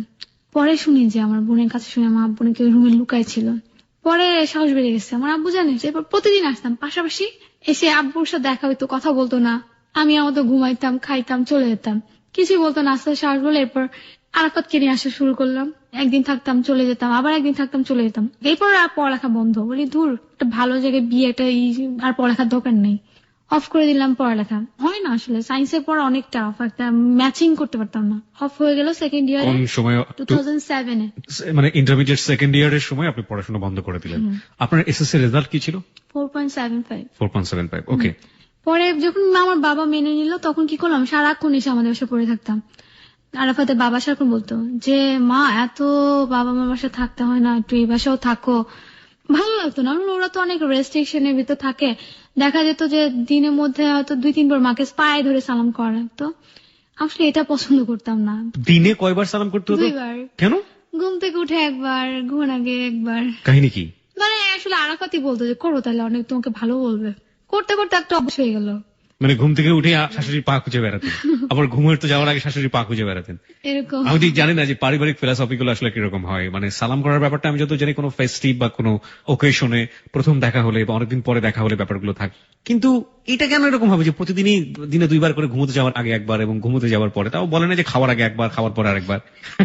আসলে এটা বলা হতো যে ওর মা যেন আমার প্রতি খুব একটা মন থেকে একটা আসে। মজা করতাম, আমরা ওয়ান্ডারল্যান্ড ঘুরতে গেছিলাম, যখন তখন ঘুরতে যেতাম। দেখা যেত রাতের বেলা ওর বাইক ছিল, হুটহাট জায়গায় ঘুরে আসতাম। আর ও তখন কিছু করতো না, ঠিক আছে, বাট ওকে যখন যা কিনে দিতে বলতাম দিত। একটা বাহানা করলাম, রাস্তার গ্লাসে দেখলাম একটা শাড়ি, অনেক দাম, আমি শাড়ি পরতাম না, যদিও শখের বসে কিনতাম। ভাল লাগলো, ওটার দাম ছিল ওই সময়তে 8,000 টাকা। ওর কাছে তো একটা টাকাও নাই। বললাম আমি এটা কিনবো, সে একটাবারের জন্য বললো না যে আমার কাছে টাকা নাই বা না কিনো না। সে কিভাবে ম্যানেজ করে কিনে দিল কোরবানি ঈদের সময়। আর ওর যখন বিয়ে করলো তখন বললো বিদেশ যাবে, কিন্তু বিদেশে এত ট্রাই করে হচ্ছে না। দেখা যায় যে 2007-এ শিওর সে যেতে পারবে জুলাইতে, দেখা গেলো জুনের মাসে ওই দেশে যাওয়াই বন্ধ, সরকার বন্ধ করে দিচ্ছে এমন। তারপর কি আব্বু খালি বলতো আম্মুকে, পড়ালেখা কি নাই, পড়ালেখা করবে না, তো কষ্ট করে ম্যাট্রিকে পড়ালেখা করছে, কি জন্য না পড়তো। মানে জামাইকে সরাসরি হয়ে মন থেকে মানতে না পারলেও আপনাদের এই, আমার বাবা বিয়ের 3-4 মাস পর আরাফাতকে মন থেকে মানছে। যে না, কিরকম? যেমন একটা খাবার রান্না করলে এই ওর জন্য রেখে দাও, এটা ও আসবে, এটা করো, নাস্তা দাও না কেন, এই নাস্তা দাও ওই নাস্তা দাও। কিন্তু দেখা আনফরচুনেটলি আমার আম্মুর সাথে ওর কেন জানি লাগতো। আমার আম্মু বিয়ের পর খালি বলতো, আমাকে বলতো ছেলে কিছুই করে না, লাফাই পড়ছে বিয়ে করার জন্য, এরকম। মানে লাগতো, টুকিটাকি জিনিসটা লাগতো, সরাসরি লাগতো না, ইনডিরেক্টলি লাগতো, একজনকে ইনডিরেক্টলি বলতো। তো দেখা যেত এটা নিয়ে আবার আরাফাত একটু হতো যে তোমার মা তো ইনসাল্ট করে কেন, মানে ইনসাল্ট না, অ্যাকচুয়ালি বাস্তবটাই বলতো আমার আম্মু, যেটা একটা মেয়ের মা বলে, কিছু করে না কেন, ফিউচার কি, বলছিল তো বাইরে যাবে, কেন যাচ্ছে না। তো এই সময় কি করলো, ওর মা আমার আম্মুর থেকে কিছু টাকা ধার নিল, আমার আম্মুকে বুঝাইলো, দেখেন আপনার মেয়ে জামাই বাইরে গেলে তো আপনারই লাভ, আপনারাই তো আরামাইশ করবেন, আমরা তো ছেলে আমি মারা যাবো, আমি অসুস্থ মানুষ, কিছু টাকা দেন। আসলে দেন বলে না, ইনডিরেক্টলি বলছে, দিলে ভালো হইতো। তো আমার আম্মু কি করলো, ওখান থেকে 5 লাখ টাকা দিয়ে দিল। 5 লাখ টাকা ছেলেকে দিল বিদেশে যাওয়ার জন্য? হ্যাঁ। ওকে। বাইক তো তখনও ছিল না, বিয়ে 3 মাসের কাহিনী এটা। সে খুব বাইক করতো, আমার আম্মুর সাথে গেল, 5 লাখ টাকা যে তুলবে কি ব্যাংক থেকে, সে বলছে বাইক, আমার বাইক অনেক পছন্দ। তারপর আমার আম্মু খুব খারাপ লাগতো। কি করলো সে, 1 লাখ টাকা না 80,000 টাকা তুলে ওকে দিল, তুমি একটা বাইক কিনো। সে কিনলো বাইক। ও বলতেছে যে আম্মা আমি বাইকটা কিনছিলাম, কিন্তু টাকাটা আপনাকে দিয়ে দিব, আপনি নিতে হবে। বলছে ঠিক আছে। টাকাটা নেওয়ার সময় সবাই এটাই বলে, ফিলিংস আসলে ওরকমই থাকে, 3-4 দিন পরে না সেটা ওর নিজের হয়ে যায়, দূর এই টাকা দিব। এটা চলে আসে। I don't have any experience, যেমন ভাবে বললাম যে অনেকে মনে করতে পারে আমার নিজের এক্সপেরিয়েন্স আছে, না ব্যাপারটা সেরকম না, আমি শুনেছি আসলে, ঠিক জানি না, মিলেও যেতে পারে। যাই আমরা সামনের দিকে। তারপর এরকম ঘোরাঘুরি তো 2 ফ্যামিলি থেকে বকতো, ওর মা বকতো, হ্যাঁ তুমি আমাদের বাসায় থাকো না কেন, তুমি খালি মার বাসায় থাকো। তারপর আম্মা ওকে উঠাই দেন, তাহলে উঠাই দিলে আমি আর আপনাদের সাথে যাবো না। বল কি ঠিকই তুমি যাবা। তারপর কথায় কথায় ওরা যদি এই কথা বলতো তো বলতো আমি উঠাই না কেন, আমার লজ্জা লাগবে বাসায় দিতে, উঠাই না নিলে। 2008 গেল, 9 আসলো, আমার আব্বু তো বকতেছে পড়ালেখা করে না কেন, এদের কি কোন পড়ালেখা নাই, কিভাবে চলবে, কি জামাই পেয়েছে দেখে আমি বলি আব্বু আমি তো ওর সাথে বিদেশ চলে যাবো, আর কি করবো বলো। তো ওর মা বলছিল কি 5 লাখ টাকাটা সে 1-1.5 মাসের মধ্যে দিয়ে দিবে। এরপর আমার আম্মু আর টাকাটার কথা তুললো না। এর মধ্যে 2.5 বছর হয়ে গেল টাকাটা। তো আমার আম্মু বলতেছে যে টাকাটা কেন দেয় না। তো আরাফাতকে বললো যে আসলে আরাফাত টাকাটা যে নিলা তোমার বাইরের ব্যাপার কিছুই তো হলো না, 2.5 বছর হয়ে গেল, কি ব্যাপার। বলে যে আসলে যে লোকে ছিল টাকার লোকটা মেরে দিছে। 2010 কি করলাম, 10 দেখা গেলো কি আমাদের ভিতরে একটা মানে বিয়ের অনুষ্ঠানটা, হঠাৎ করে আমি প্রেগনেন্ট হয়ে যাই। তারপর মানে আপনি প্রেগনেন্ট হয়ে যাই এরকম করছেন কেন, বলেন প্রাউড ফিল যে আমি মা হতে চলেছি। তারপর এরপর আর কি ওর আন্টিকে বুঝি, আন্টি এই বাচ্চা হয়ে যাচ্ছে, অনুষ্ঠান করবেন না, মানে ইচ্ছে ছিল অনুষ্ঠান করবো। তারপর ফুপি করলাম, ফুপি আপনি তো খুব বেশি করেন, অনুষ্ঠানটা পারলে করাই দেখান। তারপর ফুপি ওর মার ব্রেন ওয়াশ করলো, আমার মার ব্রেন ওয়াশ করলো। তারপর ঠিক হলো হ্যাঁ বিয়ে অনুষ্ঠান করবো। 2 ফ্যামিলি বসলো এক জায়গায়, আমার আব্বু যায় ওদের বাসায়, খুব একটা ভালোই মিল ছিল, খুশি লাগতো, নিজের কাছে প্রাউড লাগতো যে সবকিছু ঠিক হয়ে গেছে। আমার আব্বু গেল, কথাবার্তা বললো, বিয়ে এখানে এসে সমস্যা হলো। এর মাঝখানে কিন্তু বাবা মারা যায় হঠাৎ করে, এটা আসলে বলা হয়নি, হঠাৎ করে ক্যান্সার হয়ে মারা যায়। তো ওর মা বসলো কথা বলতে, কথা বলবো, ওর মা বললো কি দেখেন আমাদের তো অনেক হাই সোসাইটির হাই লেভেলের আত্মীয় স্বজন আছে, যেখানেই করার অনুষ্ঠান অনেক বড় জায়গায় করতে হবে। তো আমার আম্মু বললো ঠিক আছে, মেয়ে তো বড়, মেয়ে বিয়ে দিব অবশ্যই বড় জায়গায় করবো। তারপর বললো কি আমরা কিন্তু অনুষ্ঠান করতে পারবো না, যেমন আমরা আপনার অনুষ্ঠানে 50% শেয়ার করবো। আমার আব্বু মানতে চাইল না, আবার বললো টাকা পয়সা খরচ করে লাভ কি, বিয়ের অনুষ্ঠান তো দুজনে মিলেই করে, একটাই করি। তারপর 50% ভাড়া করলো একটা রেস্টুরেন্ট বড়ই, তো 80,000 অ্যাডভান্স দিয়ে আসার পর ওর মার কাছে গেল রাতে বেলা, যে খাওয়া নিয়ে এক একটা খাবার মেনু ছিল পার পার্সন 550 টাকা। ওদের লোক ছিল আপনার অনেক, বললো 500-600 জনের মতো আসবে, আর আমাদের ছিল 250 জন, 50-50 হিসাব। তো ওর আমার আব্বুকে রাতে ওর মা ফোন করলো বাসায় গেল, ওর মা কি করলো আমার আব্বুর হাতে 40,000 টাকা দিল, বলছে দেখেন বেয়াই ওর তো বাবা নাই, আমি এর বেশি দিতে পারবো না। তখন আমার আব্বু খুব কষ্ট পাইছে, কি বলে এটা। তারপর আমার আব্বু চলে আসে, না লাগবে না, আমি একাই করি, সমস্যা নাই, আপনি এভাবে খুব মানে নর্মাল একটা মুড করে চলে আসে। বাট বাসায় এসে খুব রাগ, 40,000 টাকা দিবে, এটা কেমন কথা। আমার আম্মু আসলো, বলছে দেখেন এরকম হবে না, আপনি আপনার মতো একটা অনুষ্ঠান করেন, যেহেতু 80,000 টাকা আমি দিয়ে দিচ্ছি, আমি এটা ট্যাকেল করতে পারবো, আপনি আপনার মতো একটা অনুষ্ঠান করেন, আপনাদের কয়জন আসবে বলেন।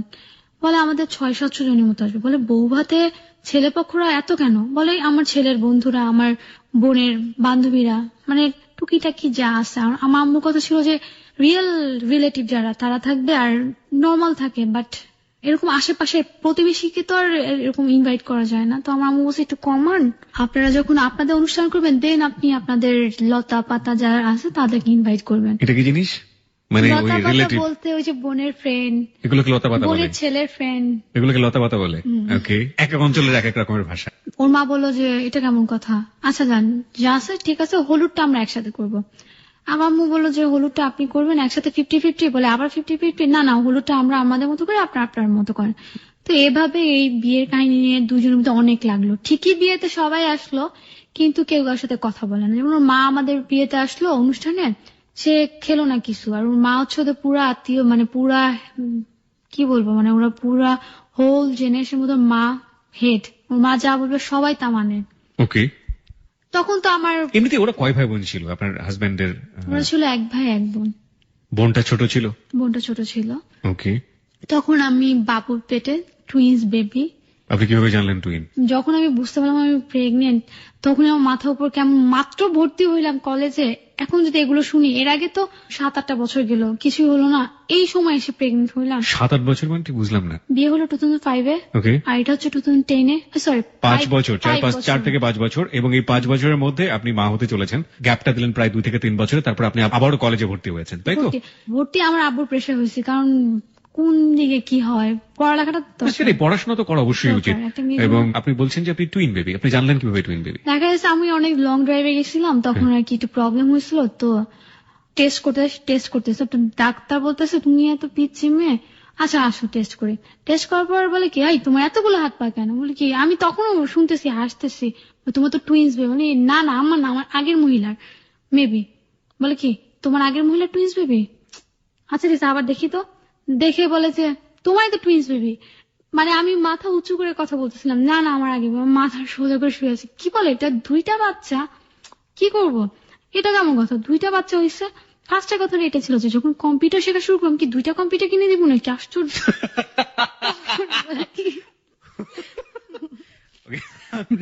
সরি, আমি আসলে কোনো ইকুয়েশন খুঁজে পাচ্ছি না যে বেবি আসলে তাদের একটা আনন্দের ব্যাপার থাকবে ফ্যামিলিতে, অন্যরকম ব্যাপার যেমন থাকবে। দেখুন ও কত ছোট, মানে চিন্তা ভাবনার দিক থেকে অবশ্যই এখনো ম্যাচুরিটি আসেনি। ও চিন্তা করছে যে কম্পিউটার যখন কিনে দেবো তখন আমাকে 2টো কম্পিউটার কিনে দিতে হবে। ও মাই গড, অল স্টোরি। তারপর তো বৌভাত, হ্যাঁ বউ ভাত অনুষ্ঠানের দিন ঠিক হলো। কিভাবে করলেন, মানে শেষ পর্যন্ত রাজি হলেন কোনটাতে? আমি তো এখানে আমাকে কেউ কিছু জিজ্ঞেস না, করতেছে মানে ওরা কোনটাতে রাজি হলো? মানে প্রথমত একসাথে করার কথা ছিল, পরবর্তীতে জিনিসটা কি হলো আসলে? পরে ওদের 2টা অনুষ্ঠান, ওদের বউ ভাত, আমাদের বিয়ে, ওদের আলাদা হলুদ, আমাদের আলাদা হলুদ। এই সময়টা আমার কাছে অনেক কষ্ট লাগতো, আসলে খারাপ লাগতো। কি অবস্থা এমন সময়, আর প্রেগনেন্ট থাকলে আমার মনে এমনিতে ছোট থাকে, বিশেষ করে হাজবেন্ডের থেকে অনেক কিছু চায় যে টেক কেয়ার করবো, কিন্তু সময় দেয়। কিন্তু ওই সময়টা এমন ছিল যে আমার এত একটা বিয়ের কথা হইলো, আমার সাথে কিছুই ডিসকাস করতো না, আমার আব্বুর সাথে আম্মুর সাথে। এই যে বিয়ে শপিং করলো, চাইছিলাম যে আমি তো যাবো।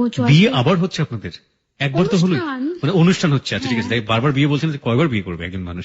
ওকে, তো অনুষ্ঠানের কথা। হ্যাঁ, তো আমি ভাবছিলাম আমাকে নিয়ে কেনাকাটা করবো, ওরা ওদের মতো কেনাকাটা। যখন আমি বলছি আই আমাদের কি শাড়ি পরবো, কেনাকাটা করবো না? তো কেনাকাটা হয়ে গেছে। এত খারাপ লাগলো যে ও হাজবেন্ড মানুষ, জিজ্ঞেস করা একটা মতেরও তো একটা ব্যাপার আছে, অবশ্যই। তো একটা মূল্যায়ন করা, সে মূল্যায়নই করলো না। তখন না খুব খারাপ লাগতো, আসলে মন ছোট ছোট লাগতো। তারপর যখন আমাদের বাসায় বিশাল হলুদের অনুষ্ঠান করলো, পার্টি, মানে অনেক বড় একটা গান বাজানো, টিসে করলো, ছেলে পক্ষরা নাই, আরাফাত নাই। জিনিসটা এত খারাপ লাগলো, আমি হলুদের স্টেজে বসে কান্না করতেছি, মনটা ছোট। মানে সবাইকে আমি তো কখনো মানে বড় কিছু হলো বুঝতে দিই না, ভিতরে যা হয় উপরে, মানে উপরে এত হাসি খুশি সবাই। আমি ভিডিও তো দেখছি খুব হাসি খুশি, কিন্তু ওই মোমেন্টটা আমার মানে পারতেছিলাম না কিছু বলতে। এটা কি অবস্থা, এত অসুস্থ, আলাদাও তো একটা টেক কেয়ার আছে। যে আমার বাসায় এত বড় একটা হলুদের অনুষ্ঠান, ও কিছু খেলেও না, আসলো না, দেখলেও না, এটা কেমন? তারপরে দিন ওদের বাসায় হলুদ অনুষ্ঠান হলো, ওরাও খুব বড় করে করলো, আমরা গেলাম না। সে আমাকে একটাবার ফোনও দিল না, আসো কিছু খেয়ে যাও বা কোনো খাবার পাঠানো লাগবে নাকি। পাশাপাশি বাসা, দেখতেছি গান বাজনা হইতেছে, কোনো ফোন নাই। সারাদিন আমি ভাবছি ফোন করে বলবে একটু আসো দেখে যাও, না কোনো ফোনই নেই। তারপর আমি ফোন দিলাম, কই বলে আমি খুব ব্যস্ত আছি, পরে ফোন দাও। স্টেজে বসে আছি। তারপর বলো তুমি এত বুড়া মানুষ, তুমি স্টেজে বসে বয়স আছে? তুমি তো কালকে ঠিকই বসলা। তারপর তো বিয়ে, ওদের তখন ছিল 2টা গাড়ি, একটা ওদের ছিল, আর একটা হচ্ছে আমি যখন কনসেপ্ট করি তখন আব্বু আর কি, তখন 2টা গাড়ি ছিল। কি হলো, আমি যখন পার্লারে যাবো স্বাস্থ্য, তখন একটু বৃষ্টি দেখা গেছে আমি রিক্সায় যাব, একটা অসুস্থ মানুষ, কেমন না, অ্যাক্সিডেন্টও তো হইতে পারে বৃষ্টির সময়, পার্লারে যাব। সে দায়িত্ব করে একটা গাড়ি পাঠালো না, খুব কষ্ট। মানে রিক্সায় কি যাবো, আল্লাহ জোরে বৃষ্টি, আমি তো কানতাম, আমার আব্বু বুঝতো না, আমার বোনও বুঝতো না, খুব খারাপ লাগছে আমার। কষ্ট যে কি প্রকার হয়, 2টা গাড়ি, সে একটা গাড়িও দিল না আমাকে। আমার আম্মু খালি এমনিতে এত কষ্ট, আম্মু একটু বলে ছি, একটা মানে বকা দিতেছে, বলে দায়িত্বহীন ছেলে, বাচ্চাটা রিক্সায় যাবে, কখনোই কিছু বলে নাই। এগুলোতে আরো কষ্ট লাগতো। বিয়ের 5 বছর পরের কাহিনী, right? Situation is changing. Okay, যে মানুষটা এক ধরনের কাচের ভেতরে থাকা একটা শোপিস এর জিনিসপত্র দেখলে টাকা কোত্থেকে পাবে সেটা ভুলে গিয়ে টাকা জোগাড় করে আপনাকে জিনিসপত্র কিনে দিত, সে নিজের বাসায় তখন দুটো গাড়ি মানে হচ্ছে দুটো কার, রাইট? দুটো গাড়ি কি ওদের নিজেদের ছিল নাকি পরবর্তীতে আপনারা দিয়েছিলেন একটা? আমরা একটা দেওয়া হয়েছিল। তো বাবু একটা কার আপনারও ছিল ওখানে, তারপরও আপনাকে স্টেশনালি সে একটা কার প্রোভাইড করছে না। দুটো কার কি এনগেজ ছিল সেই সময়? আমি আসলে চাই না, আমার মতো তুই ফোন দিবি না, দেখবি ও কি দেয়, ওর দায়িত্বটা কি। একটা বললো যে গাড়ি যে সাজাইতে নেয় না বিয়ের সময়, ওটার জন্য ছিল। একটা ওদের নিজেদের শপিং টপিং এইসব কাজের জন্য ব্যস্ত ছিল, সে কারণে আপনাকে গাড়ি দেয়নি। আসলে পার্লার একদম বাসার কাছেই ছিল। ওকে। তারপর যখন বিয়েতে সাজলাম, সাজার সময়টা খুব ভালোই লাগলো, খারাপ লাগেনি। কিন্তু যখন আমি কমিটি সেন্টার নিচে গাড়ি থেকে নামবো, দেখি আমার আব্বুর মুখটা, আমার মানে কান্না, মানে পেটে আসছে, বলি কানবো কি, মানে এদিকে ওদিকে, মানে হাসির কথা চিন্তা করতেছি, পরিচিত আঙ্কেল এদেরকে দেখে হাসতেছি, কিন্তু মানে আমি তো তখন, বাবুরা হচ্ছে আপনার তখন 7 মাস।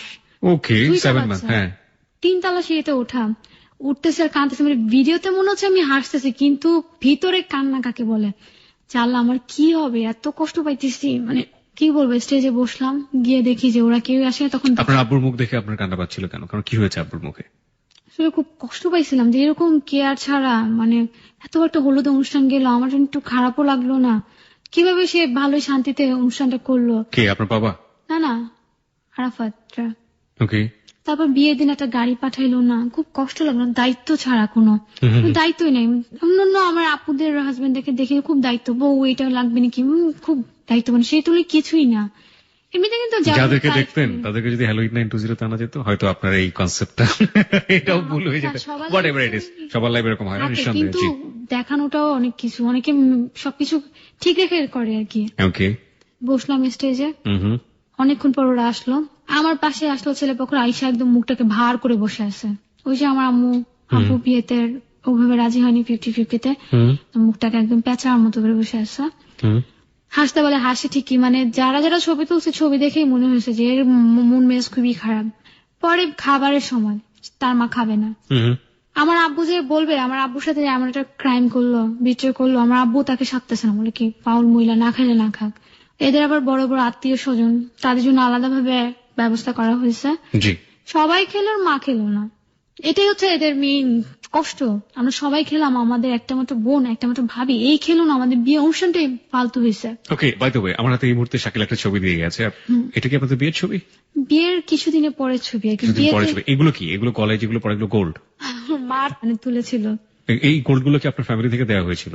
কিছুটা আমার ফ্যামিলি, কিছুটা ওর মা। কি পরিমাণ গোল্ড? আমি তো পুরো, মানে আপনার গোল্ড, এই গোল্ড এখানে যা আছে, আমার মার কিছু ছিল, ওর মার কিছু ছিল, কিন্তু আনফরচুনেটলি সবই ওর মার কাছে।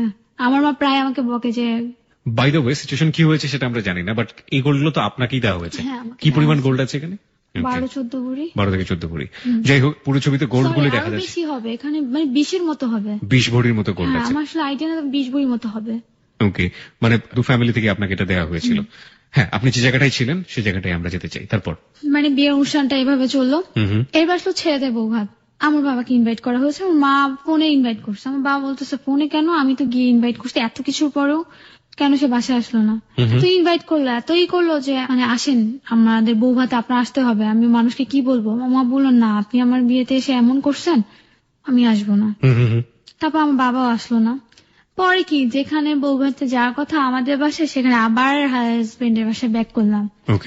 জিনিসটা ওদের বাসায় সবাই খুব কষ্ট পাইলো, তো রাগারাগি চলতেছে। আমারও মনে অশান্তি, আসলে অসুস্থ, মাথা ঘুরাইতেছে, করতেছে, কিন্তু এদেরই দেখে আমার ভাল লাগতেছে না। কেমন দিন একটা অশান্তি, কষ্ট, চাপা কষ্ট। এবার ইন্টারের টেস্ট পরীক্ষা, পড়া লাগবে, বাবুরাও হয়ে যাবে এমন একটা সময়। তো পড়তেছি ভাবলাম কি দূর অফ করে দিই, কোন রকম টেস্টটা দিব না ইন্টার পরীক্ষা, এইভাবেই সুন্দর মতো সংসার করবো। তারপর তো কন্টিনিউ বাধ্যতামূলক, যেহেতু দুই ফ্যামিলির ঝগড়া, বাধ্যতামূলক থাকা লাগতেছে এই বাসায়, একদম দম বন্ধ হয়ে যাইতেছে। অবশ্যই কোনো কষ্ট দিত না, তারপর নিজের ভালো লাগতো না। কিন্তু একটা জিনিস খারাপ লাগলো যে আরাফাতের অ্যাটিটিউড চেঞ্জ দেখলাম, অনেক চেঞ্জ। যেমন ও তো আসলে যখন আমি আমার বাসায় থাকতাম, দেখো তো আমার বাসায় 3-4 ঘন্টার জন্য যেত, খুব ভালো পারফর্ম করতো, টেক কেয়ার করতো, এটা করতো, ওটা করতো, এটা গুছাইতো, ওটা গুছাইতো, মানে খুব টেক কেয়ার। সারাদিনে কোনো খোঁজ খবর থাকতো না, ফোন দিলে ধরতো, 2 মিনিট কথা বলতো, 1 মিনিট কথা রেখে দিত। কিন্তু ওর বাসায় যখন গেলাম দেখলাম ও সারাক্ষণে বাসায় থাকে না, সারাক্ষণ বাইরে, সে খারাপ লাগতো, এই তুমি কি করো, কোথায় যাও, বলে কি দেখো আমাদের বাবু হবে তো আমার বিজনেসকে আরো ডেভেলপ করা লাগবে। বিজনেসের মধ্যে জড়িয়ে গেছে ততদিনে। কি বিজনেস করতো?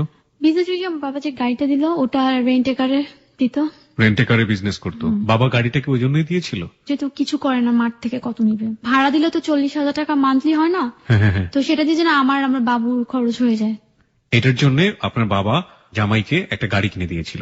এটা কি ও নিজে চালাতো নাকি আলটিমেটলি কাউকে দিয়ে চালাতো? ড্রাইভার ছিল, আবার ও নিজে চালাতো, কিন্তু ও বলতো কি দেখো দুইটা ড্রাইভার রাখা সম্ভব না, পার্কিং এ অনেক টাকা যায়, আমি একটা কাজ করবো, আমি এটা সারাদিন ড্রাইভ করবো, ও নিজে নিজে এটা চালাবে, কিছু টাকা এক্সট্রা হবে। তো আমি ভাবলাম যে ও হয়তো খুব সিরিয়াস হয়ে গেছে, কিছু বলতাম না।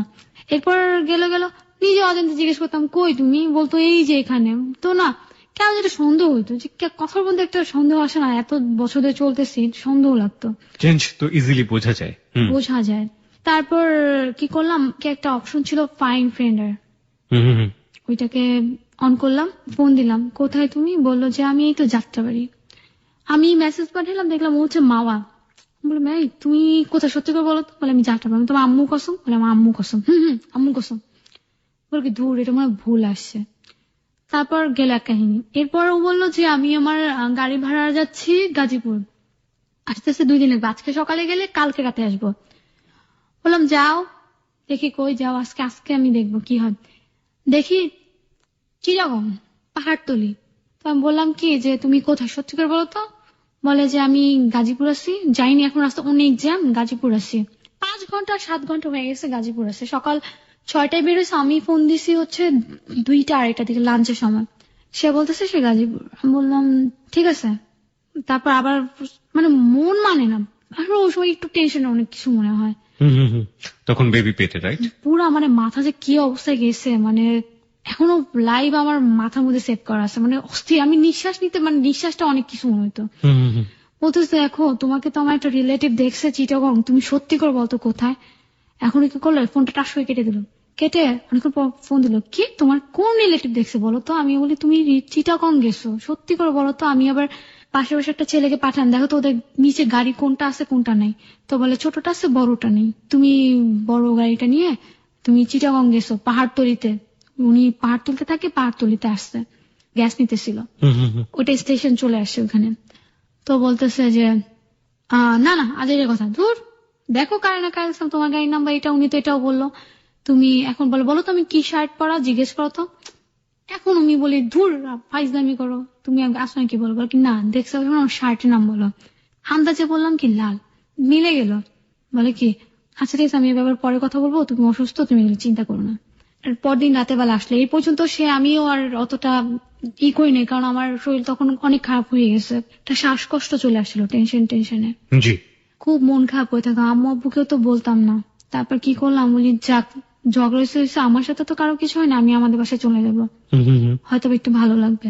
এর মাঝখানে ওর ফুপি একটা ওদের বাসায় থাকতো, ফুপিকে বলতাম ফুপি কাহিনী তো আমার কাছে কেমন জানি লাগতেছে ফুপি, আমি তো অতটা বিচারও দিতে পারতাম না, মুরব্বী মানুষ, ওনার এজ কত 40 হবে। দেখো নোয়াখালীর মানুষ 2টা বিয়ে করে না, যাই করো আমাদের ছেলে ভালো আছে, অন্যদিকে চিন্তা করো না। তো শান্তি পাইলাম, 2টা বিয়ে করে না, একটা রুলস দিয়ে দিছে। বলো ঘুরে ঠিকই, কিন্তু এইসব বিয়ে ঠিক করবে না, তুমিই থাকবা, ঘুলে ঘুরুক, অল্প বয়সে প্রেম হয়েছে, বিয়ে হয়েছে, ঘুলে ঘুরুক। কে বলে এটা? ওর ফুপি। এসব তো নিতে হয় না। তো আর সাহস পাইলাম না, নেক্সট উনাকে কমপ্লেন করে আমাদের বাসায় চলে আসলাম। দেখা গেছে এত সার্চ দিতাম, 40 টাকা 60 টাকা এরকম থাকতো, 100 টাকা রিচার্জ করলে সার্চ করে ওই খুঁজতেন কোথায় আছে। হ্যাঁ 2 টাকা না 2 টাকা লাগতো, 5 মিনিট পর পর খুঁজতাম। পরে আমাদের বাসা আসতো, আইসা টেম কেয়ার এই হয়েছে, আর মিথ্যা কথা বলি, সে রাগ করে চলে গেছে।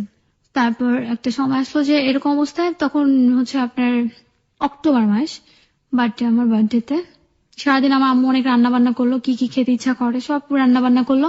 সারাদিন আমি বসে আছি, ও কোথায়, টাইমই দিত না। আমি যে বেশি তর্ক করবো আমার নিজের ভয়, যে আমি কি না কি করি, আমার নিজের ভয় আমি তর্ক করতাম না। অনেক রান্না বান্না করলো, সে আসলো হচ্ছে 10টার দিকে আমাদের বাসা আসলো। আমার আম্মু বললো আজকে ওই বাসায় যাওয়ার দরকার নেই। আমি বললাম না আম্মু আজকে আমার বার্থডে, আমি ওই বাসায় যাই। গেলাম ওর সাথে, গাড়িতে উঠলাম, তখন ওরা বাসা চেঞ্জ করে আমাদের বাসা থেকে 5 টাকা রিক্সা ভাড়া এমন দূরে গেল। গাড়িতে বসে উঠে বললাম তুমি সত্যি করে বলো, গাড়িতে ঝুলানো থাকে যে, তুমি এটা ছুঁয়ে বলো তো তুমি কই গেছিলা, চিটাগং গেছিলা নাকি কই গেছিলা। এর আগে যেটা হচ্ছে আমি ওর সাথে চলে আসবো, আমার আম্মু বলে আজকে দিনটা থাক, বার্থডেতে থাক, তোর আব্বু কেক নিয়ে আসবে থাক। আমি বললাম অনেক রিকোয়েস্ট করছে, বাট আমি ছিলাম না, চলে আসি।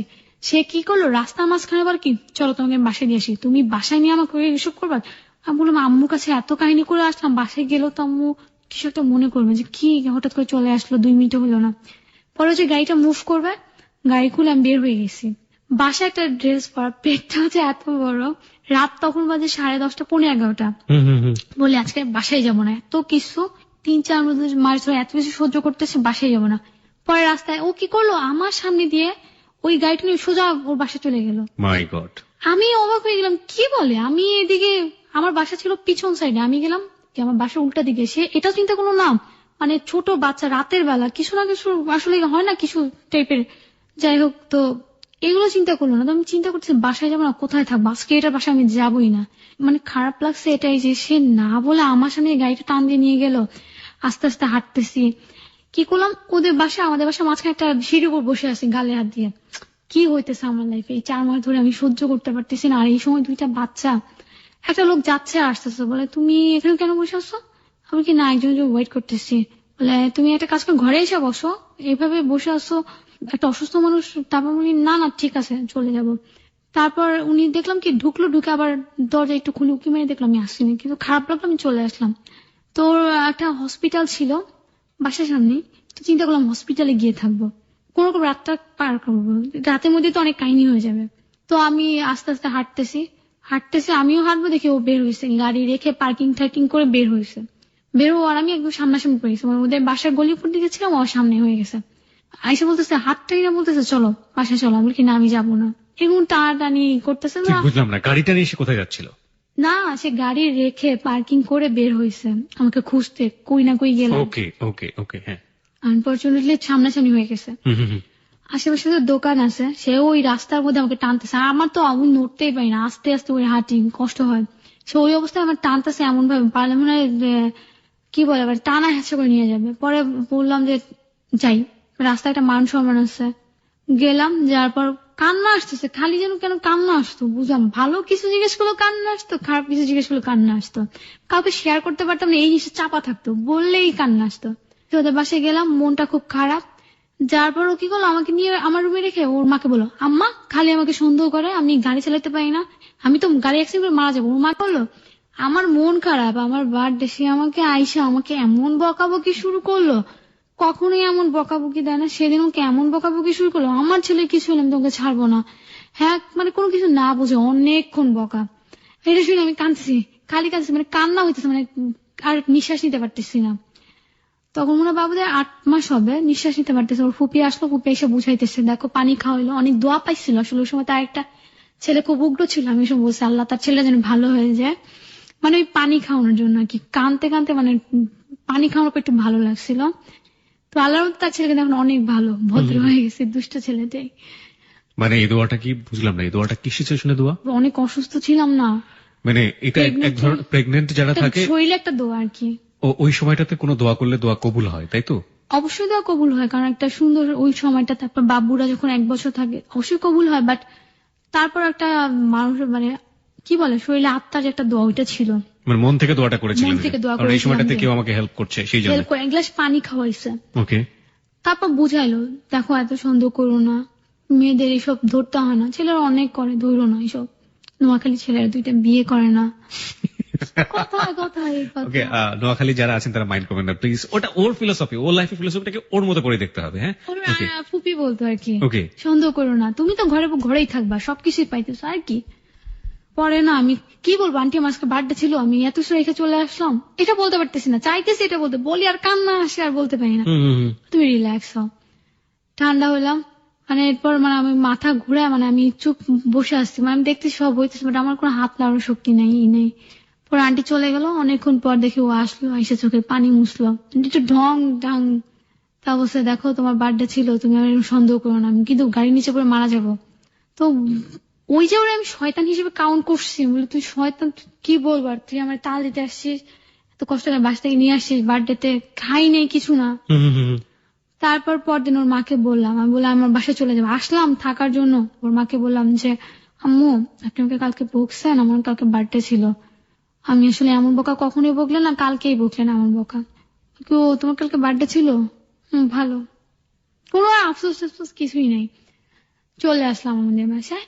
এইভাবেই চলতো 2 দিন, 3 দিন, আবার ঝগড়া করতাম না অবশ্য, মনের অমিল, যেটাকে বলে অমিল। মিল এবং অমিল। হ্যাঁ, ঠিকই দুজনে কথাবার্তা বলছি, কিন্তু কেউ কারো মানে ও আমাকে বিশ্বাস করতো না, আমি ওকে বিশ্বাস করতে পারতাম না, কেমন যেন মিল পেতাম না। খুব স্বাভাবিকভাবে এটা সম্ভব নয়, কারণ আপনি আর আমি ট্র্যাক করে জিজ্ঞেসও দেখছেন। করতে পারতাম না, হ্যাঁ, জিজ্ঞেস করলে না ঝগড়া লাগতো, এই জন্য চুপচাপ থাকতাম, জানতাম যে চুপচাপ থাকতাম। একটা অভ্যাস কি, আমি কেউ যদি মিথ্যা বলে জেনে চুপচাপ থাকি। আপনি তাকে বলেননি যে তোমাকে ভেবে খোঁজ করে আমি এই রেজাল্ট গুলো না, পেয়েছি? এটা বলিনি। সে কি করলো, সে আমার মোবাইল সার্চ করলো, ওই যে মেসেজ ইনবক্সে থাকে মেসেজ সেন্ট আইটেম, সেগুলো দেখে সে ডিলিট করে দিল। আসলে জানি না এটা আমার দোষ নাকি গুণ, জানি না, গুণ তো হবেই না, দোষও না। আসলে আমার একটা কিউরিওসিটি ছিল যে ও কোথায় যায়, আমি করলাম কেন, একটা কিউরিওসিটি হয়ে গেছে যে মিথ্যা কেন বলে। সত্যি বলে কিন্তু আমার গায়ে লাগতো না, চিটাগং যাচ্ছে বললে কি হইতো, যাচ্ছেই তো। মিথ্যা বলতে এটা যেন আমার খারাপ লাগতো, আমি তোকে অতটা করি না। তো কি করবো, গাড়িতে একটা মোবাইল রেখে দিলাম, এরপর সার্চ দিতাম, দেখতাম আবার সেই একই কাহিনী। মোবাইল রেখে দিলেন মানে কিভাবে রাখলেন? গাড়ি সিটের নিচে মোবাইল রেখে দিলাম, সার্চ করলাম, দেখে আবার সেই মিথ্যা। অন করে রেখে দিতেন? অন করে রেখে বোঝা দিতাম যেত না মোবাইল আছে ওখানে? না, বোঝা যেত না। মাঝে মোবাইল চার্জ মাঝে হতো কিভাবে? চার্জ দিয়ে আবার রাখতাম, ইউজ করা হতো না তো, 3-4 দিন থাকতো চার্জ। পরে আবার ঘুরতে যেতাম, মোবাইল নিতাম, আবার চার্জ দিতাম, রেখে দিতাম। পরে না আমার চিন্তা হলো কি, মোবাইলে যত শয়তানি, মাঝখানে 2 দিন মোবাইলের নেটওয়ার্ক ছিল না, জানিও নাই, ঝগড়া হয় না, তো এটা আর করবো না, অফ করে দিলাম মোবাইলেরই। তারপর তো অসুস্থ হলাম, বাবুরা ভাবছিলাম তো ওই পর্যন্ত ভাবছিলাম পড়ালেখা করব না, কিন্তু এই যে এই কাহিনী, বাবুরা তখন 8.5 মাস, বললাম বাবুরা হবে, 2টা বাচ্চা পালবো, পড়ালেখা করব, নাহলে আর কোনো ওয়ে নেই। এই যে কাহিনী করতেছে, এর সাথে আমার পড়ালেখা ছাড়া আর কোনো ঢাল হিসেবে কিছুই নেই, পড়ালেখাই আছে শুধু। করলাম। বাসায় জানতো এই সময়? আপনার ফ্যামিলিতে টাচ দিতেন যে আমার প্রবলেম চলতেছে? এটা কি আমি মেজোটাকে বলতাম ধুর এগুলি তুই কোনো, তোমার শরীর খারাপ হবে, ও তো ইনোসেন্ট একটা মেয়ে আর কি। ফ্যামিলিতে বলা যায় কত কাহিনী করে কি হলো, সেটাই মাকে পর্যন্ত বলতে পারি না, লজ্জা লাগে এটা বলার কিছু। তারপর তো 7.5 মাস ওই বাবুদেরকে রেখে আমি টেস্ট পরীক্ষা দিলাম, পড়লাম, সায়েন্সের পর এত কঠিন, বাবুদেরকে রেখে পড়লাম, টেস্ট দিলাম, দেখা যাচ্ছে 15 জন ফেল করছে। আমি তো ভেবে বলছি দূর, কপালেও নাই পড়ালেখা, আমিও ফেল করছি, গিয়ে দেখি না আমি ভালো রেজাল্টই করছি। ওকে, কি হয়ে গিয়ে জানি না, আল্লাহর রহমত ছিল, উনি পাস করে গেলাম। বাবুরা হলো আপনার ফেব্রুয়ারিতে, আর আমার ইন্টার পরীক্ষা ছিল এপ্রিলে। এই 3টা মাসে কি পড়বো, বাচ্চা হয়েছে, আমি হাঁটতেও পারি না, সিজারে ছিল, কি বই পড়বো, 2টা বাচ্চা খাওয়াইতে। কত সালে এটা? 2011। ওকে। আর ওরা ফিটার খেতো আর কি, একটা ফিটার খাইতো, ধুইতো না ধুইতো, আরেকজন ব্যাগ করে কান্না করে দিত। রেস্ট আর ছিল না, পিচ্চি বাচ্চা, 20 মিনিট পর পর থেকে খাবার দেওয়া লাগতো, একদম ছোট ছিল। ওকে, ফেরা হয়ে গেছি, ওদের বাসায় ছিলাম, কাজের মেয়ে নাই কোনো। আরাফাত আসে মাঝে মাঝে, একটু হেল্প করে থাকে, হয়ে গেছে, আর পাই না, সারা রাত একটুকু ঘুম নাই, 20 মিনিট পর পরই তারা উঠে যায় খাবার খাবে। 1 মাস গেল, 1.5 মাস গেল, আর 2 মাসও আমার পরীক্ষা, ফেব্রুয়ারি, মার্চ, এপ্রিল, 1.5 মাস গেছে, আর 1.5 মাস পর আমার পরীক্ষা। আম্মুরে বললাম আম্মু তুমি নিয়ে যাও, তারপর ওই বাসায় চলে গেলাম, ওদেরকে পালতেছি, পড়তেছি, মানে ওই সময়টা ঘুম ছিল না। আবার বলি যা তুই জাহান্নামে যা, আমি পড়ে নেই, পরে তোরে আমি দেখবো, কই যাস কি করো। আমি ওর পুরো মাথা থেকে বাদ দিয়ে দিলাম, ভাবলাম যে বিদেশ আছে, বিদেশ করছে, বিদেশে আছে। ইন্টার পরীক্ষা দিলাম, বাবুদেরকে ছোট ছোট রেখেই পরীক্ষা দিতে গেলাম, পরীক্ষা দিলাম। তারপর একটা শান্তি লাগলো যে না, একটা স্টেপ পার করছে, একটা নতুন একটা কিছু ধরছি, যেটা আমার সাথে কখনো কিছু করবে না, এত জ্বালাবেও না, হতাশাও রাখবে না, পড়ালেখা যেটা। রেজাল্ট হলো, ভালো রেজাল্টই করলাম, মোটামুটি ভালো, ওরকম ভালো না, মোটামুটি করছে। এরপর আমি ধরছি আবার ওকে, এখন একটু ফ্রি হয়েছি, অলস মস্তিষ্ক, শয়তানের কারখানা, এরপর আবার শুরু করছে পিছনে লাগা। মানে আমি আমাদের বাসায় ছিলাম, সে কি করতো, 3 ঘন্টা, সারাদিনে 3 ঘন্টার জন্য আসতো, আইসা বাবুদের ফিটার গুলোকে অনেক কষ্ট করে যত্ন করে ধুইতো, 3 ঘন্টা 1.5 ঘন্টা লাগে, ফিটার ধুইতো, মুছতো, বাবুদের প্যান্ট গুলো ভাঁজ করে রাখতো, 2টা বাচ্চা অনেক জামাকে ভাঁজ করে রাখতো। আমি বলতাম কি আরে আমার জামাটা অনেক ভালো লাগতো, তো দোয়া আসতো, ভালো ছেলে। পরে কি করব, সুখী লাইফ, কিন্তু বাচ্চার কষ্টে মানে নিজে ব্যস্ত থাকতাম, বাট সুখী ছিলাম।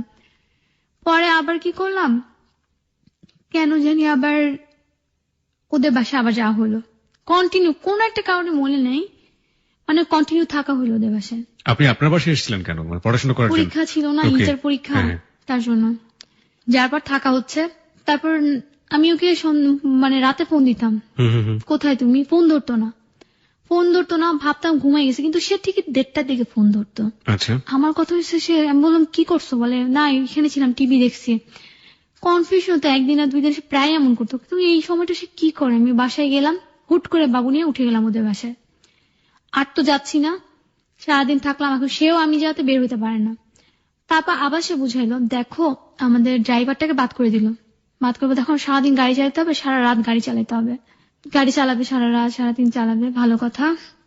মানে আবার আমি সন্দেহ করলাম কি রাতের বেলায় সে কেন বাইরে থাকবে। আমি বললাম, আচ্ছা তুমি ভালো করে বুঝাইলাম, এবার বললাম যে না, মিলে কথা নিব, ভালো করে জিজ্ঞেস করলাম, খুব মিল দেখালাম, যত্ন টত্ন, আমি বাচ্চা পালতাম, ওর যত্ন নিতাম, মায়ের যত্ন নিতাম, আমি নিজে পড়তাম, এটা চ্যালেঞ্জ ছিল আমার লাইফ ওই সময়টা একদম। জি, তারপর হচ্ছে আমি ওকে খুব ভালো বিহেভ করলাম, যে তুমি আসলে কোথায় যাও বলো তো, বলে আসলে আমি ওই যে ডিজে অর্গানাইজ করে না, আমি তখন ডিজে বুঝতাম না, আসলে ডিজেটা কি, শুনছি অনেকবার, বুঝতাম না। ডিজে ওখানে পার্টি থ্রো করলে অনেক টাকা আসে, তোমার 1.5-2 লাখ টাকা মতো আসে, তো আমি সেগুলো করি। মানে ডিজে পার্টি যারা করে না, মানে না আমি ঠিক আছে, আমি ডিজে জিনিসটা বুঝি। আচ্ছা, ডিজের পার্টি কেন থ্রু করবে? ও তো গাড়ি নিয়ে ড্রাইভ করছে, এখানে সাথে ডিজের সাথে ওর রিলেশনশিপ কি? ও সেটা আপনি জিজ্ঞেস করেননি? সেক্ষেত্রে ও কি অ্যান্সার দিয়েছে? আসলে কোয়েশ্চেন করছি, সাথে সাথে অ্যান্সার পাইছি, এই জন্য আমি আর অন্য কিছু